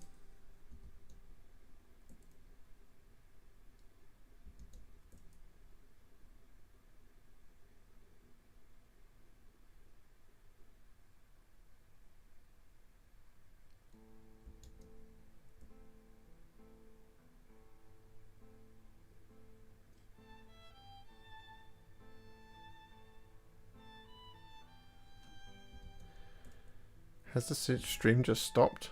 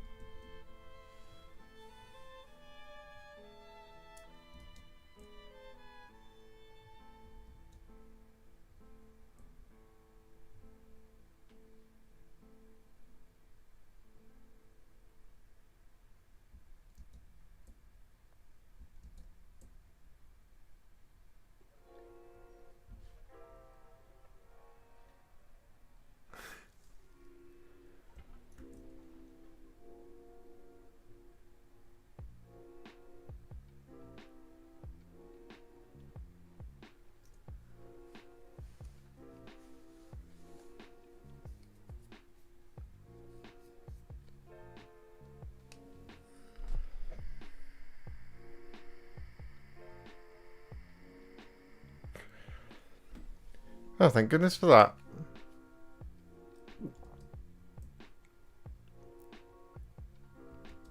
Oh. We're back in the room. I have no idea what happened there. Maybe YouTube was listening and I wasn't allowed to say that stuff. Yeah, so based on that criteria to join YPP, your videos do just get better. But I don't, if it is because I started talking about YouTube policies, it's all readily available. I don't know. I'll wait for the email from YouTube saying you told them the secrets that they can find on the internet.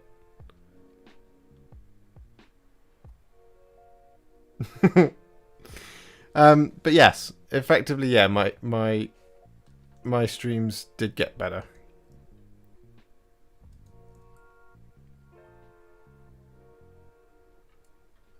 Sorry, streams? My content did pick up more. My videos did a lot better.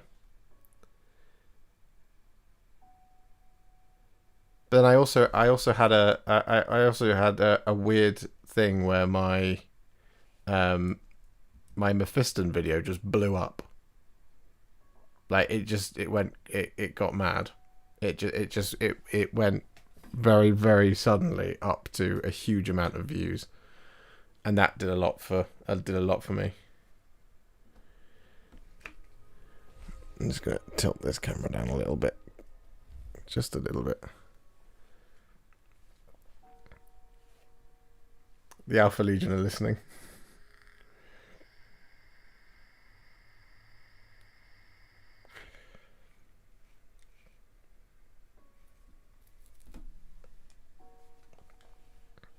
I'm going to have a sip of water as well. Oh, refreshing. I'm glad it's working again. I will veer away from talking about YouTube policies. What's the other component I'm looking at? C92.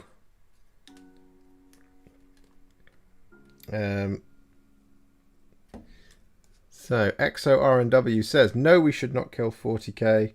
We should kill this edition and hire playtesters.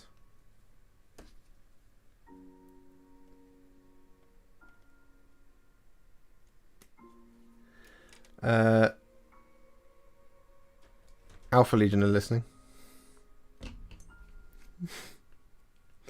They're always listening. Apparently they're telling Valrak about the new releases as well.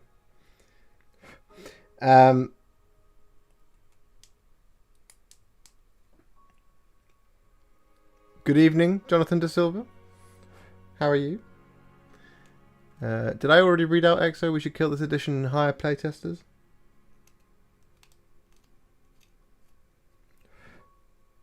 Is it the edition?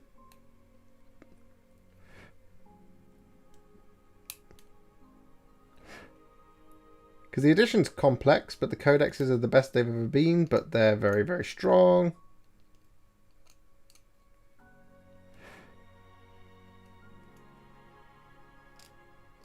I liked what was suggested earlier about how there should be a kind of forum where Games Workshop explains upcoming changes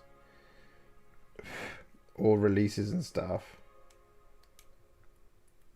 Or even if they just talked about specific things, like if they said, do you think it's a bit much for a unit to be able to grant its, you know, its kind of ability to every unit on the board as long as that unit is carrying a Vox thing?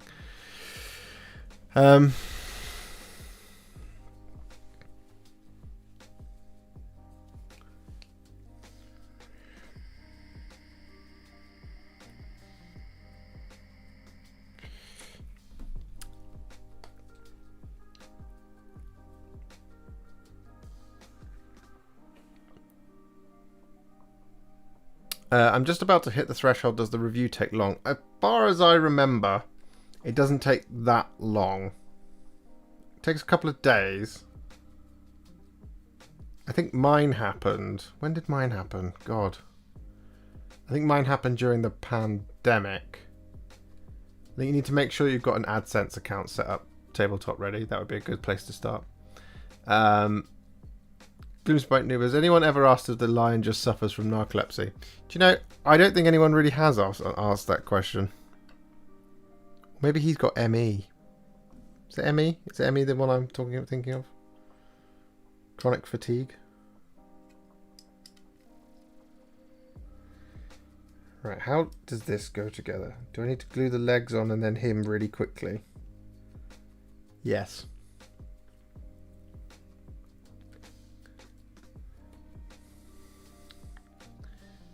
Meant to be the most balanced edition ever, but the power creep is absurd and we're only a few codexes in. Lol. Yeah, well.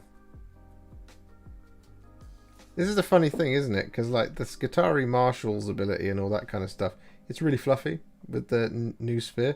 It's just really powerful.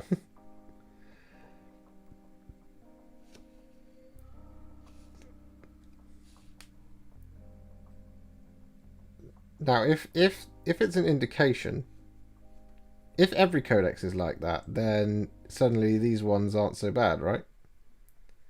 But at the moment, when you're in the mid, well, not even mid, right? About probably, what, a quarter of the way through of the release schedule. Well, the codex is required.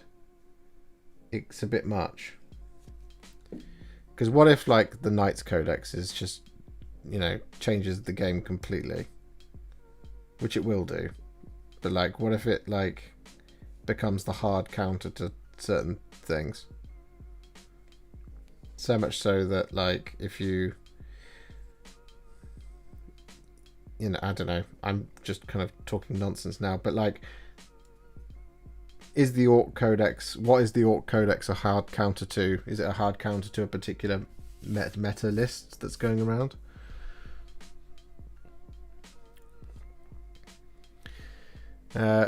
Johnson says, I'm good, thanks. Just working on my 2K list for the next Armed Forces tournament. Awesome! You have to let me know what that is, what that will be.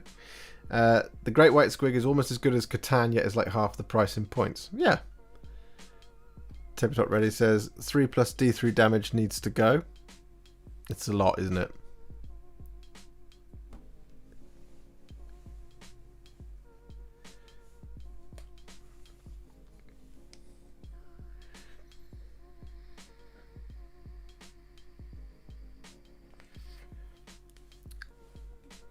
Remember when vehicles had armor ratings and were hard to kill? Indeed. Indeed I do. But I also remember when vehicles had armor ratings and were really easy to kill. Like the endless amount of D weaponry that was everywhere. Strength D weaponry. Every army is broken when their new codex drops. Orc biker shooting is insane. Is it? Is that good? It's all the clickbaiters shouting from the rafters. D3 plus 3 is dope in my opinion. Depends, but the Blood Angel supplement was very meh. I would agree with you on that as a massive Blood Angels player. New Dakka weapons are wicked. I get so many hits and the -1 damage Ramshackle is amazing. If GW could give Harlequins more models but leave the codex exactly as it is, that would be great. That would be lovely, wouldn't it? Oh, we have options again, ladies and gentlemen. So we have the head options. Do we want C88 or C89? Which one do we like?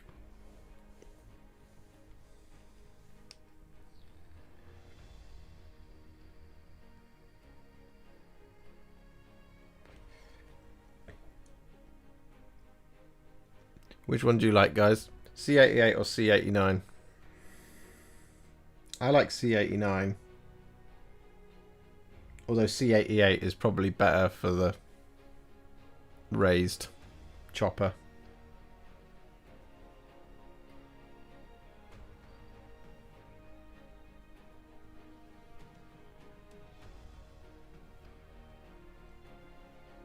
We've got 2 votes for 89 and Tabletop Ready says C88, so you have to paint inside the mouth.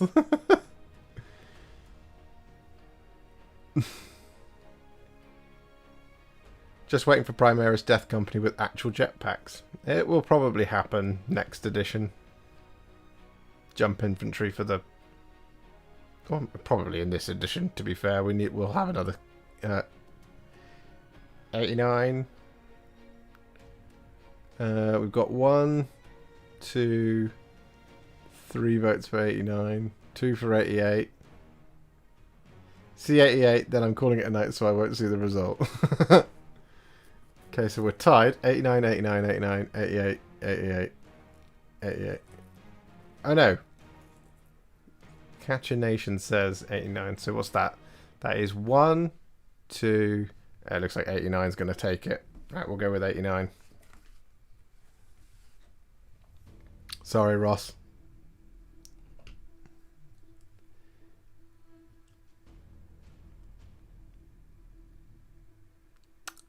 Now the question is, where is it? Ah, right there. Right in front of me. Right before my very eyes.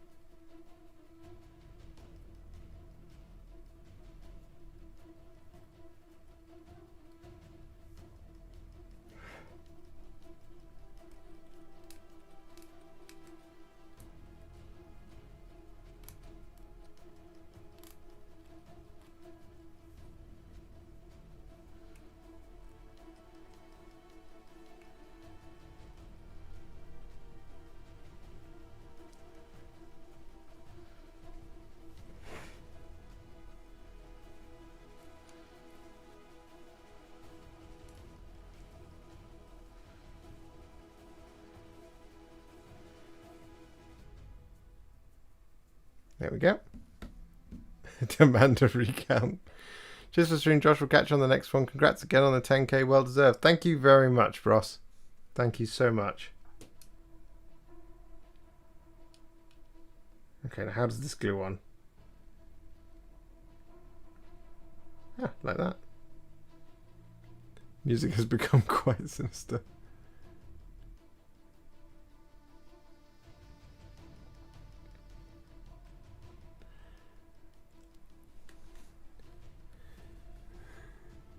There will be no recount. Oh, glue's a bit gummed up.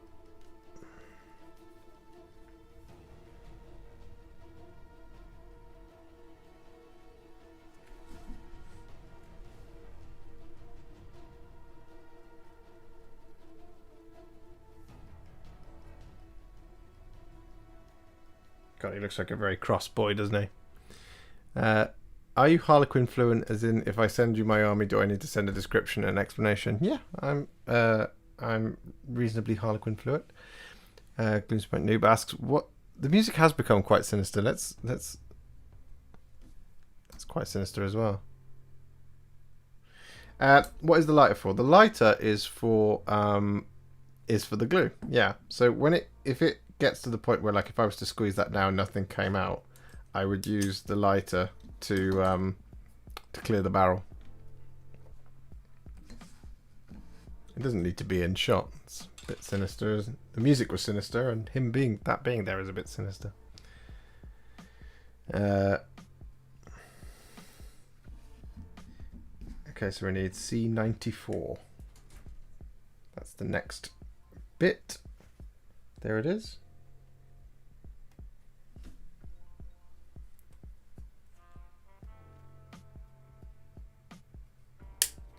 This track has serious De La Soul vibes.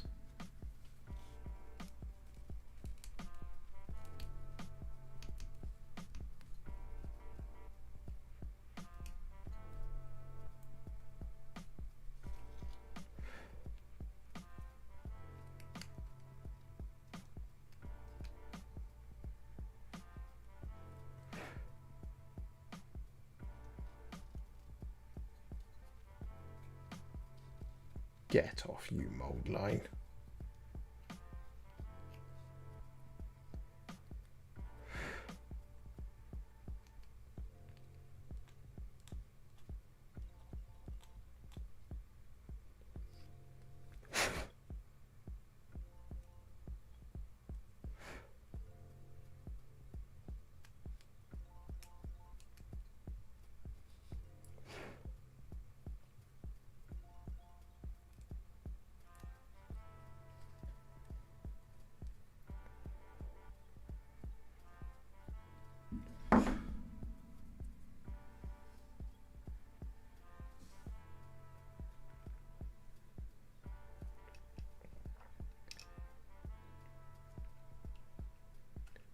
God, how does this go on?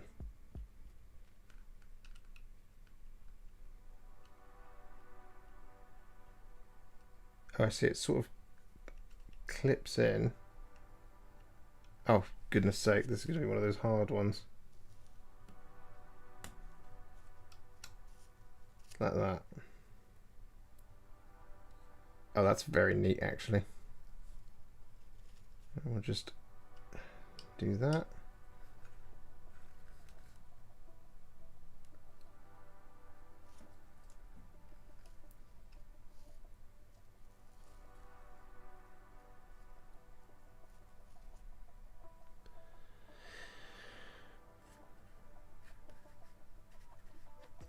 Choose is that how I can clear my Revel applicator? Yeah, if it's metal, you can do that.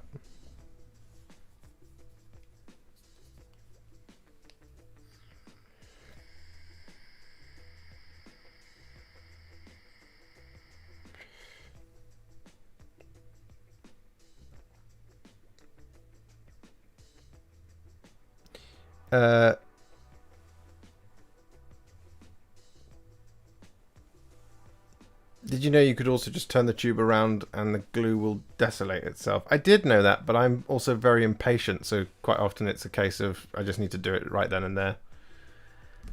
Orc Underpants has seen tabletop ready stuff. Great orc videos. I concur. Great stuff, tabletop ready. You do have a lovely, lovely channel over there. Oh, we need to do a... Oh, we've got another option. We've got 2 more options, guys. C98 or C97. And I think C79 over here, in fact, because that one will make it snake bites and that one will be neutral. So, what do you reckon? C98 or C97?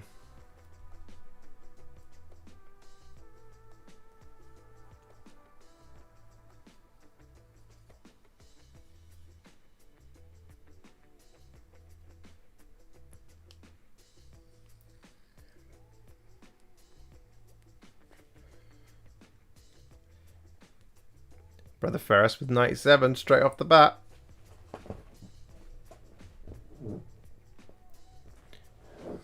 Three 97s, 198.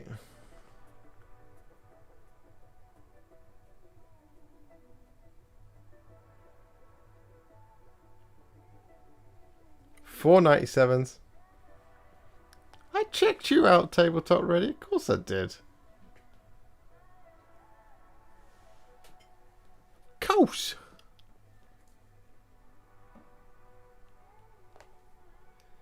Looks like 97 takes it. Just got to find it. There we go. Found it straight away.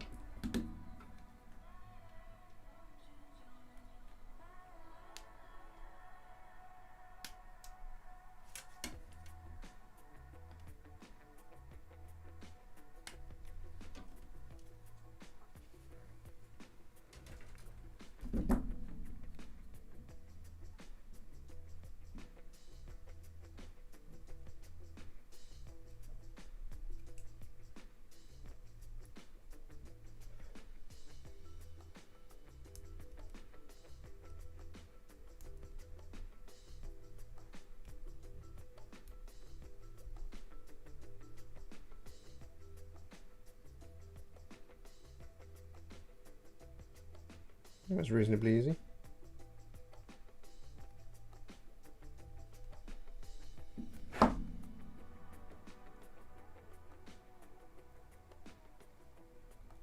Oh God, how does this go on?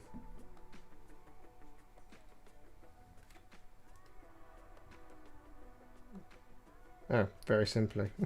I just looked at that square.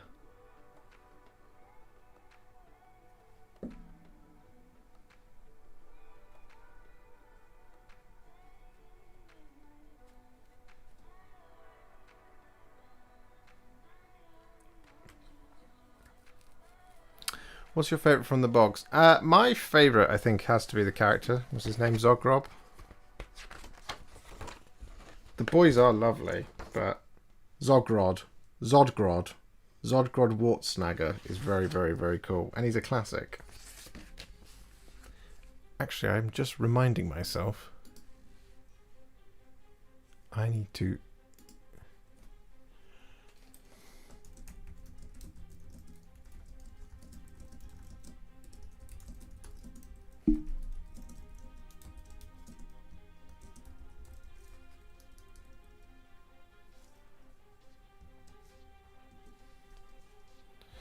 There we go.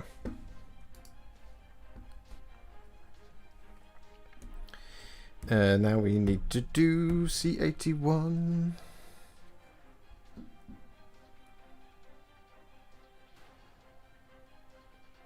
There you are.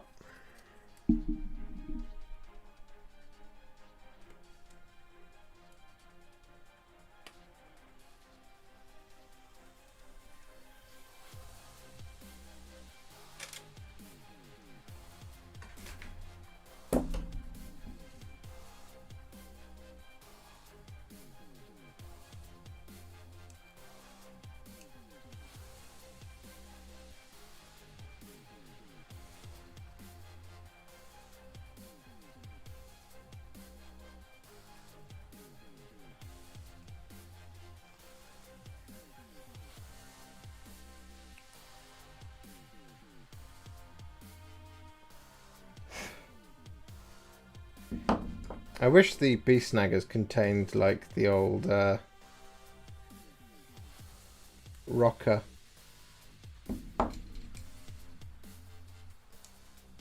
Model.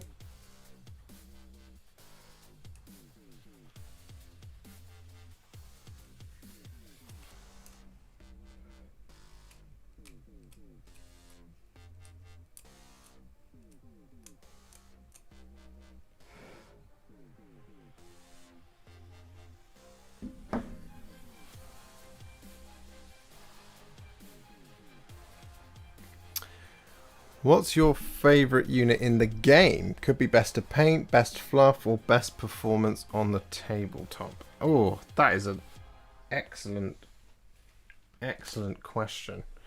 I love Death Company. And I love Death Company because I'm a massive Blood Angels fan. And I'm a big fan of the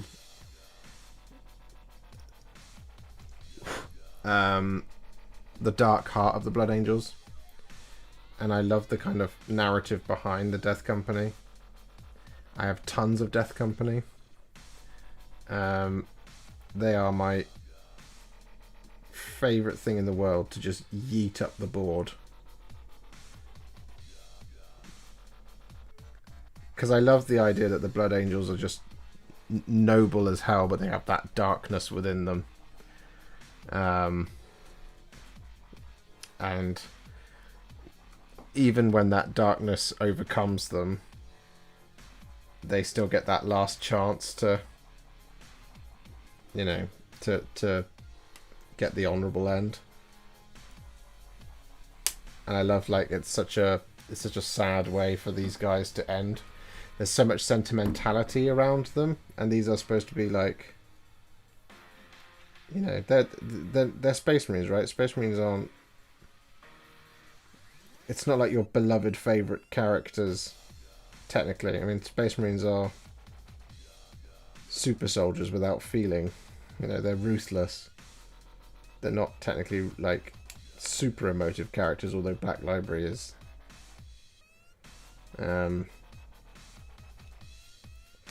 Does a really good job of making them that way. But yeah, just Death Company. They're my favourite. All round. Background, performance, to paint, the scheme. It's just so intelligent, right? You've got the red, which is the general Blood Angel. Handsome, gorgeous. And then you've got the gold, which is the Paragon. And then you've got the black of the Death Company, which is a sign of mourning for the chapter. It's just beautiful. Love them. Love them to bits. And that goes that way around. So now we need C79.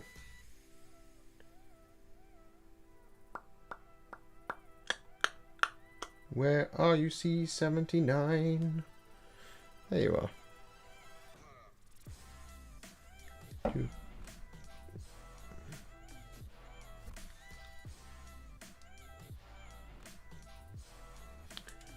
Hey Richard, Mr. Gwatkin Gaming.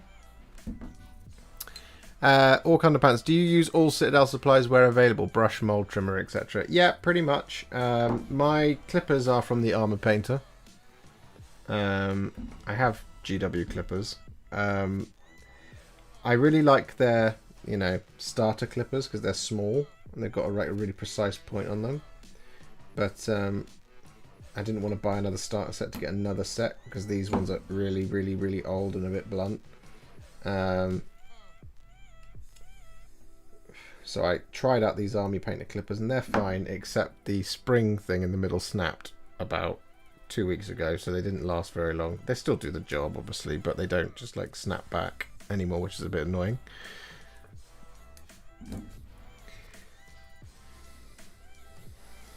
That's 5 Black Knights base. Time for bed. Good night, folks. Good night, Chewy. Thank you for joining. Thanks for hanging out. What I am after is I'm after a supplier for basing supplies, because the tuft drafts from GW are on the way out, and I'm after a single consistent supplier of things like sand and rocks and all that kind of thing. So if anyone's got any recommendations, I know Green Stuff World, but if anyone's got any really good recommendations for me on the best basing supplies out there, do drop it into the chat and I will check them out. I'll also email them and see if they'll do a cheeky collab with me. I have 10k subscribers now, so, you know, hopefully we get some collabs.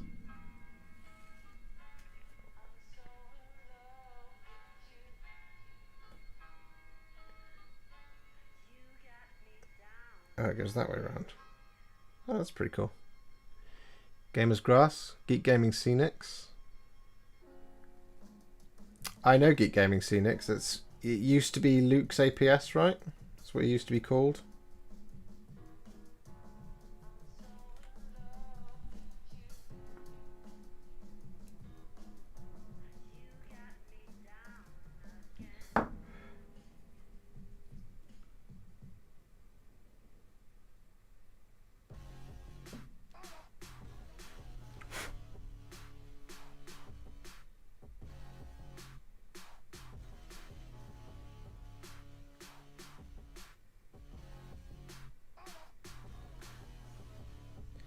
Yeah, it's Geek Gaming Scenics. So you're talking about Tabletop already? I am aware of him.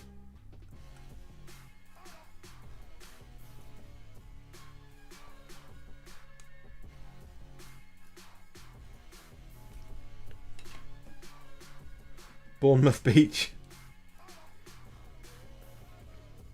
Can I get lovely plastic tufts, static grass tufts from Bournemouth Beach? Because I'll go and get them in a heartbeat.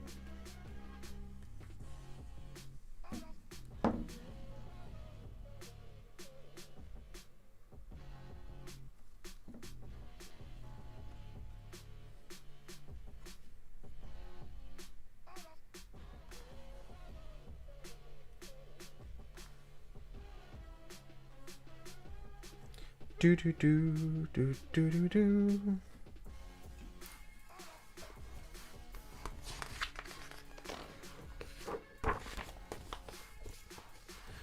What I desperately need is for someone to, one of those companies, something like Green Stuff World or whatever, to sponsor me or, you know, collaborate with me, send me all of their stuff so I don't have to pay for it.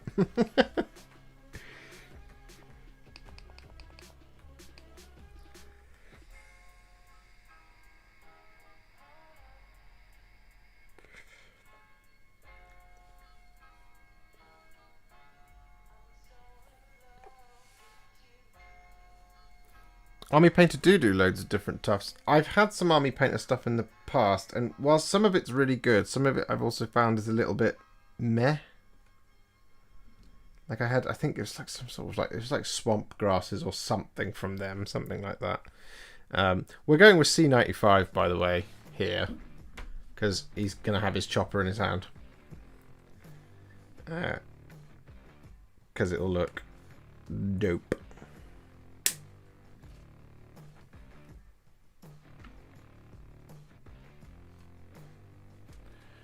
Doo-doo.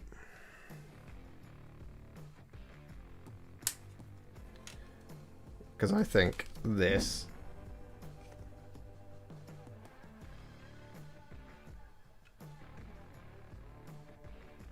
just looks dead cool.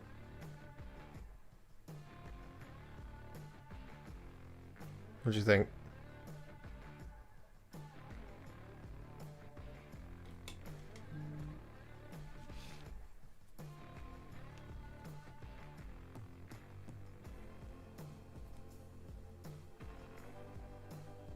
I mean, the bionic arm is really cool. I hadn't spotted that before, but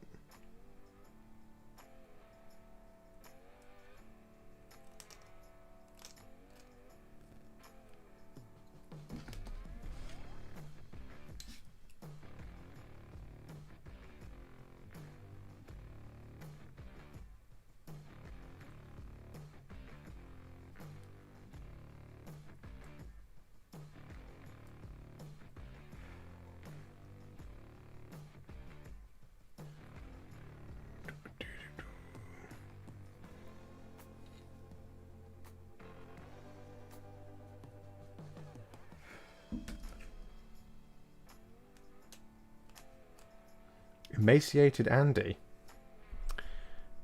I remember the Green Stuff World Liquid Frost looked very cool. Nice addition to Winter Base. Yeah, I think I've seen that stuff as well. It's really cool. I emailed Monster Energy Drink to sponsor me. Nice. Did they get back to you?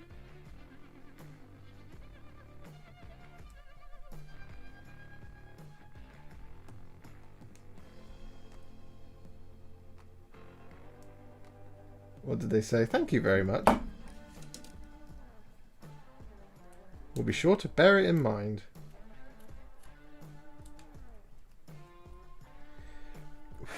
Alright, you know what I'll do, guys? I'll do C98. Well, I'll do the chopper, and I'll cut out the pistol as well, and then I'll compare it, and you guys can vote on which one you think looks cooler. And then we'll go with that one.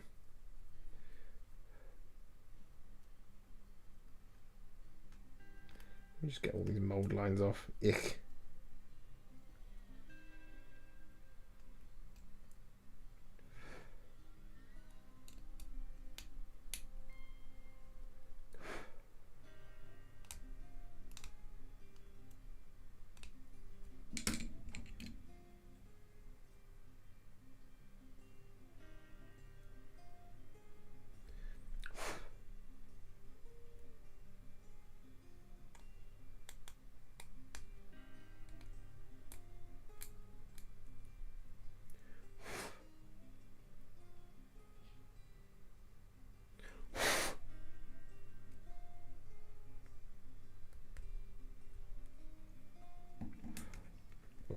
Right, there's 98.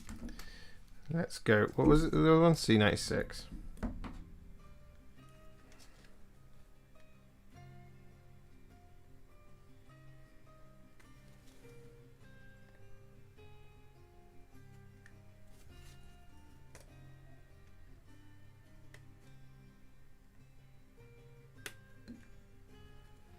Okay, let me just move that sprue out of the way for a minute.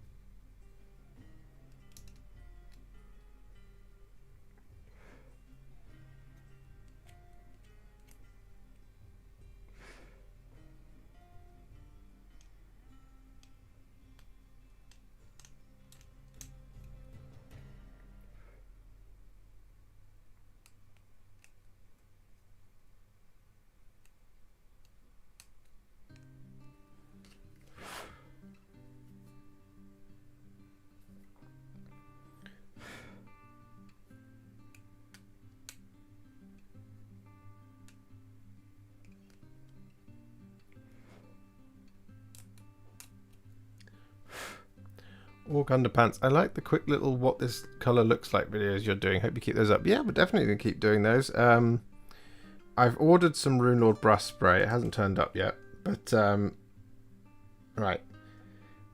We're definitely going to do that. We're going to do the metallic series after we've done the contrast ones. Hey, Kataro.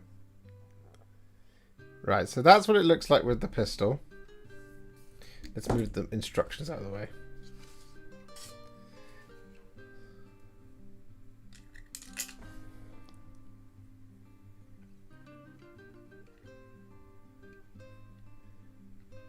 So that's what it looks like with the pistol.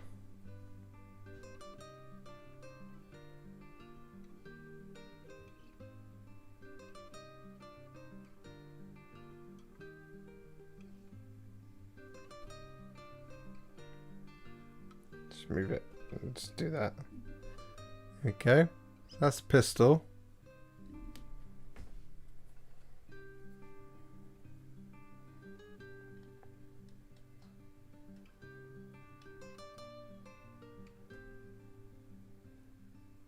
And that's the chopper. What do we think, guys? Which one do you prefer? Chopper or pistol?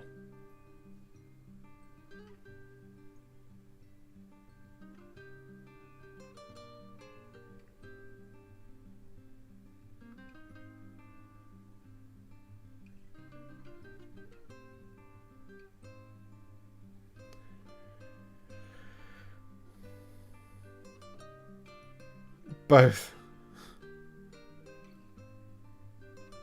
Because the chopper goes on his back or the pistol goes on his back. It just depends which one he has in his hand.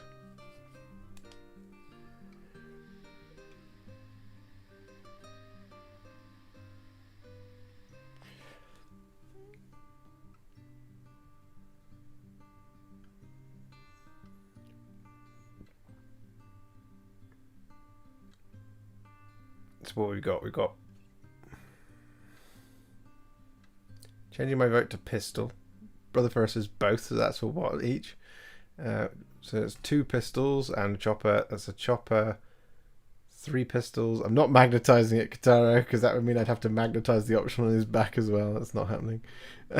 Chopper looks nice, but a little busy. Naughty fetus. Pistol chopper looks cartoonish. Chopper shooting pistol. Chopper. Knob with a big iron.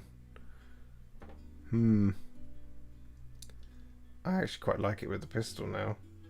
I think if we'd gone for the open mouth, the chopper makes a lot more sense.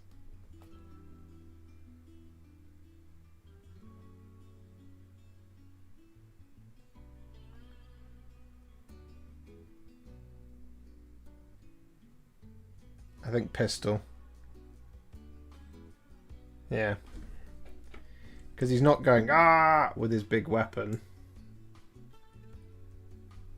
If he was going, ah, with his big weapon, then the chopper all day. It would look silly if he was shouting and firing it into the air, I think. But I think because he's got his mouth closed and he's holding his gun up, it means he's not shooting anything other than just kind of firing into the air calmly. Or like the squig is rearing up.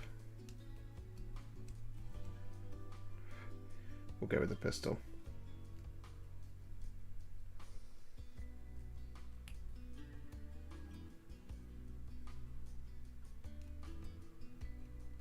Tiny mode lines.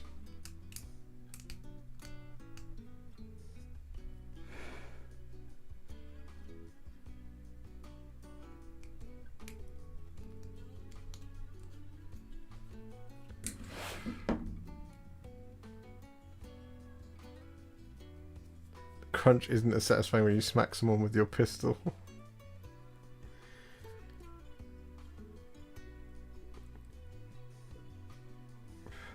But a pistol whip is a pretty dope cinematic move, so you know.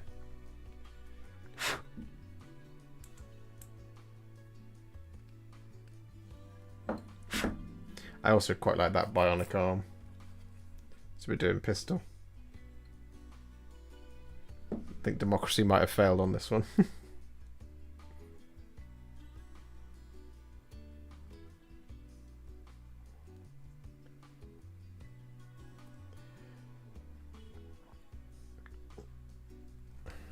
Looks pretty good, doesn't it? So now we just need to chop out his chopper, C99, and stick it on his back.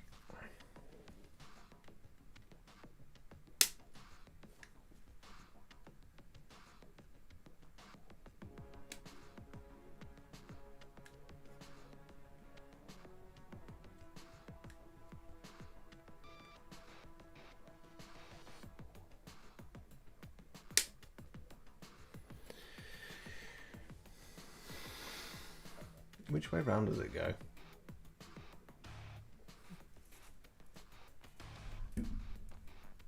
Apparently that way round.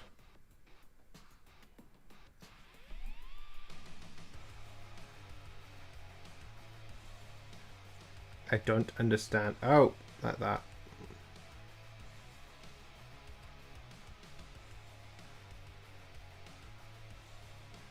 No?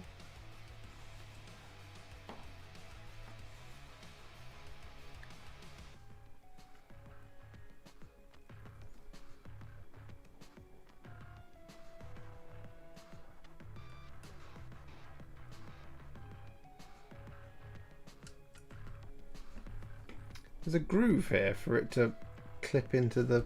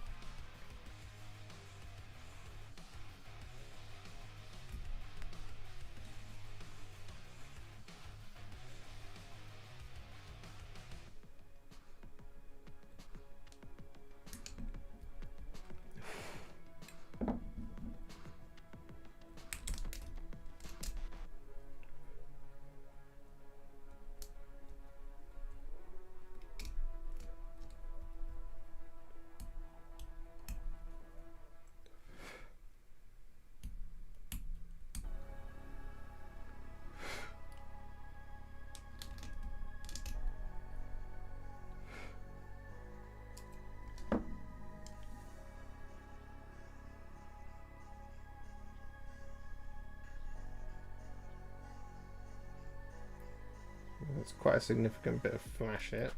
Oh. Came off a lot easier than I thought it would.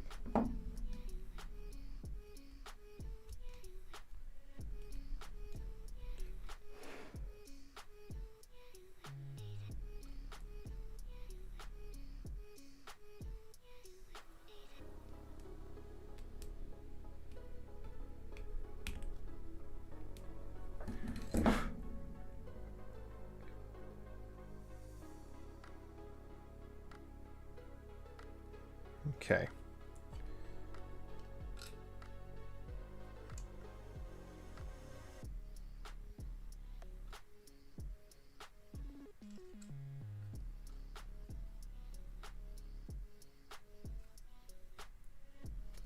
So apparently it just clips in here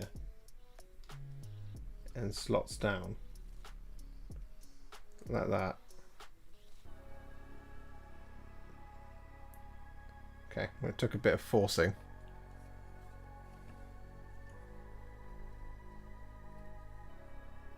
Ooh. More of a bit of glue in there. Slide it back down.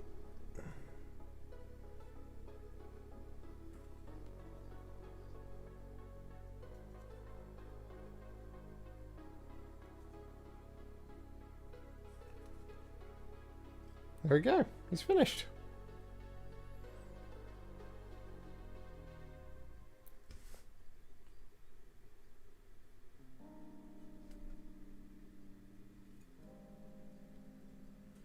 I feel like something's come loose there.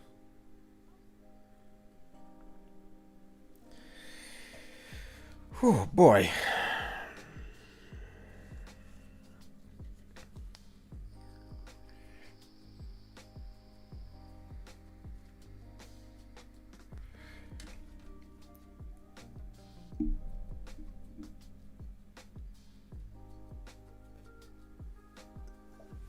I don't believe for 1 minute that there is...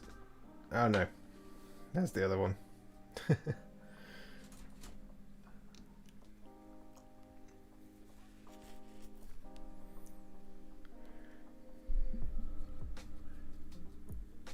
Pistol whipping is my go-to in Necromunda. Watch me whip. Watch me nay. You think it's democracy? That's a Whomies thing. It's always the biggest orc who's right. Well, there you go. The words orcs and democracy are two words that I never would have thought to hear in the same sentence. Well, that's what you come to the Warhipster for. I didn't notice the bionic arm part. That does kick the coolness up to 11. Yeah, see, it's pretty cool. And he's still got a flesh hand by the looks of things. Oh no, that is a bionic hand. It's full bionic arm. It's very cool. Did you see that the orc characters fight each other for who the boss is when you play Crusade? That's amazing. Oh, that's really cool. I haven't read the codex.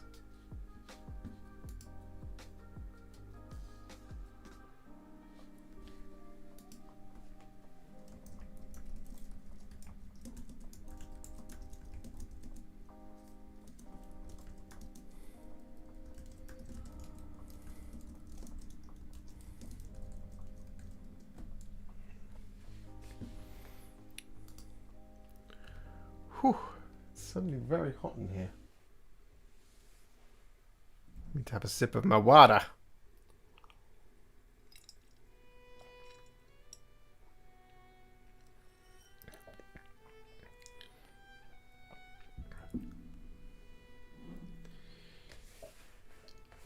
Describe the colours on your t-shirt using the names of Citadel paints only.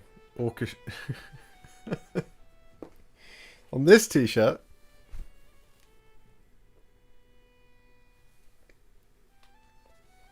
well, the reg.pat bit at the top is Achillean green. This brown here, or kind of red, is like word bearer's red. Same for going around this kind of bit. The green in the middle is Tesseract glow. This is Leviathan blue. That is like a Strachan green.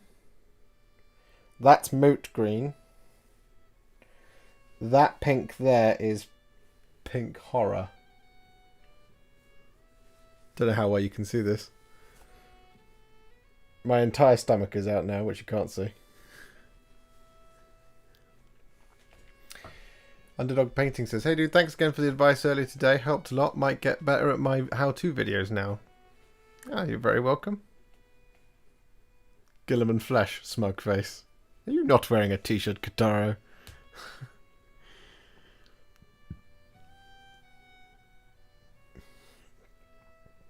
You're very welcome, Underdog Painting.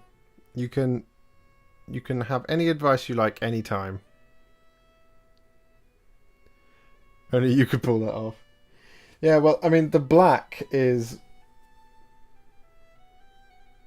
I mean, I would say it's not Black Templar because it's not grey black. It's kind of a sort of more bluish black. So I'd say that's an Ultramarines blue and then a Black Templar over the top. That would be how I would paint this t-shirt.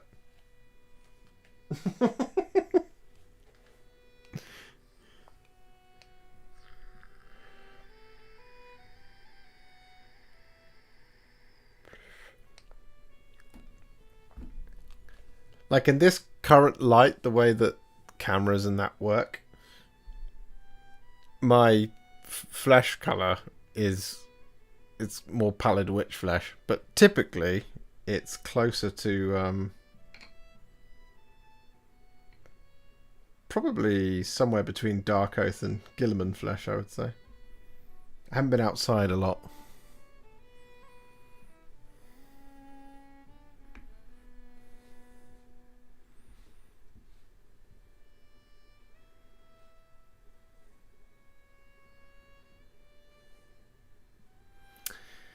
Right. What time is it? 10 to 11. Blimey. It's probably foolish to start another model build now.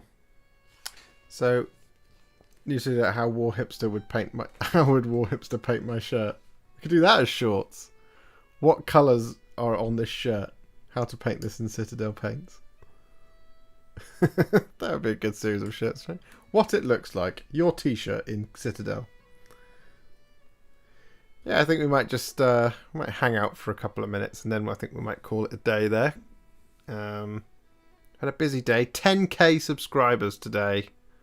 Well, yesterday. Last night was when it happened and I made the video. And 10k subscribers. It's ridiculous. It's amazing. Thank you very much. And I hope you enjoyed this discussion live. Hobby Hunt about does 40k need to die? I think the conclusion we have come to is that it doesn't need to die, but it sure as hell needs something. Because I think there's a few more gripes than, particularly from casual players, than there are from the competitive scene, and that is because of the strength of the codexes. But yeah, I really enjoyed this. It was good fun, good discussion all round. But yeah, 10k YouTube subscribers, 10k subs. Does that mean GW sponsor? Maybe. Who knows? I'll have to figure out who to email there and see what happens.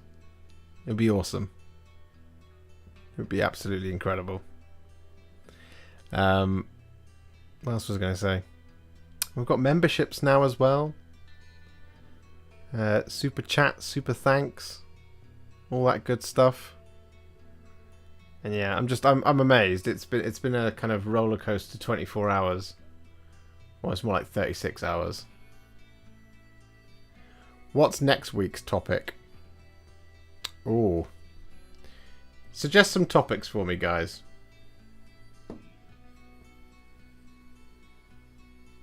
Does it say who was number 10,000? It doesn't say who was number 10,000, but if I can pinpoint the time that it happened and then look, I might be able to determine who it was. Brother Ferris says, I also have to thank you for advice about Bellacor's wings. You are very welcome.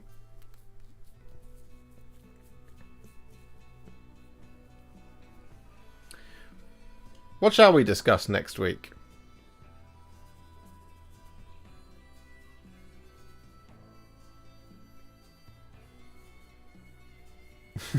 Why contrast paints are the best thing ever.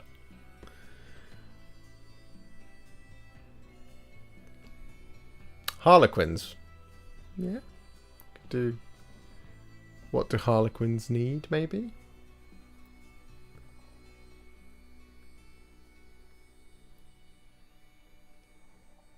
Could do something like that, maybe.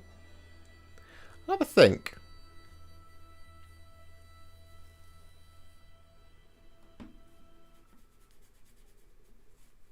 Maybe I'll get you on to just talk about Harlequins for nearly 3 hours. Think you can do it?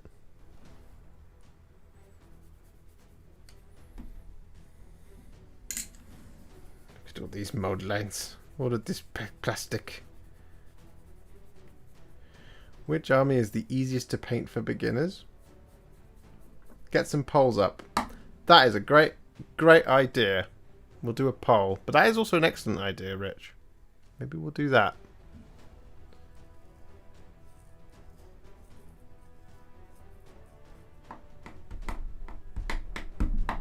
I shall put up a poll on the community. Well, on YouTube.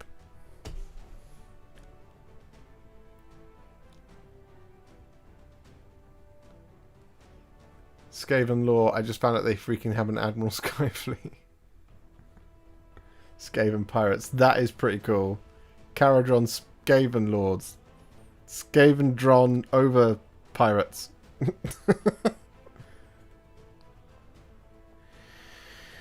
There's a lot of layered parts on the Squig Herder guy. Would you paint him in parts then assemble whole? I'll have a quick look. Let's have a look at this mini. See whether or not I think I can do it fully assembled.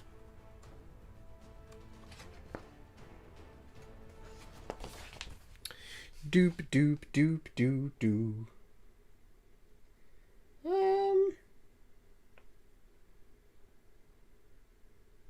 Nah, that seems fairly reasonable to me. I'll probably do him fully assembled.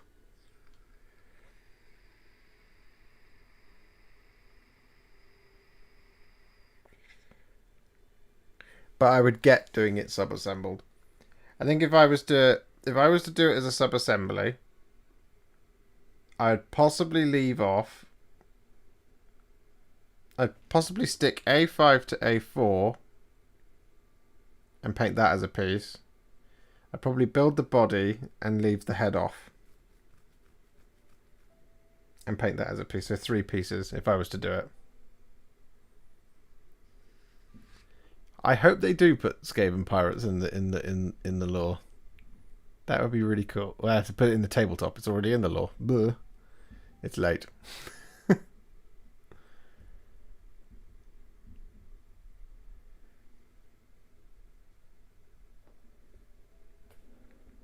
That would be how I would do it.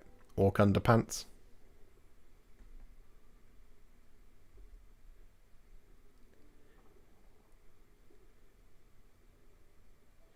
Any tips on painting parts of a model that are hard to reach? Is it just brush control or... I think it is brush control, but there's an element here that I think is quite important to talk about, so I'll just demonstrate it quite quickly.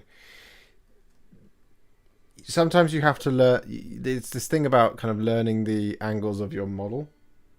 In fact, I've got a big one right here I can demonstrate it on.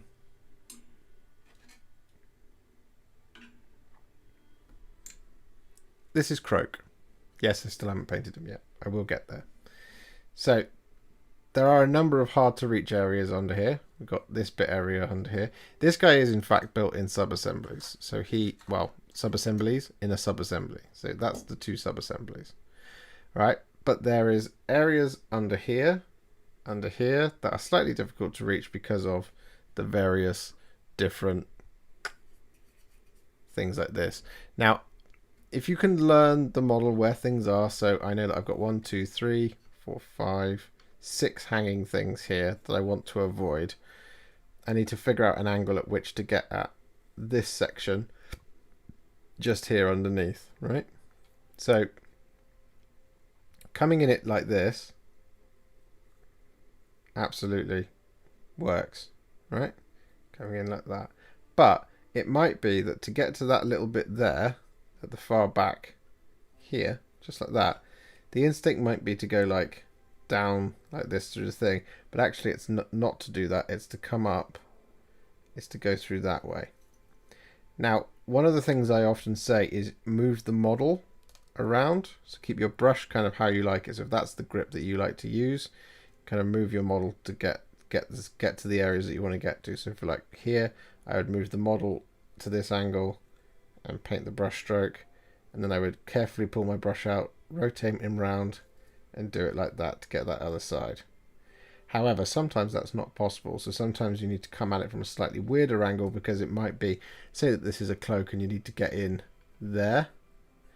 The thing to do in this kind of instance would be to basically make sure that the paint is just on the tip of your brush, and then just kind of lower it through like this, very carefully.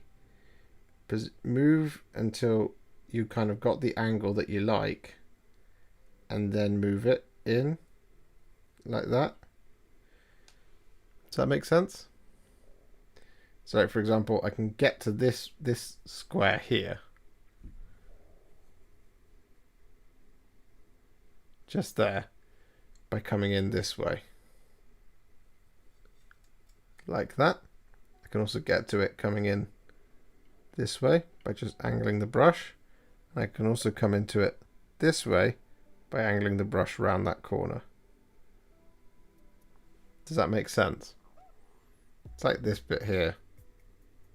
I can get in this way. I can also get in that way. I can come in through like this. I can also come in through like that.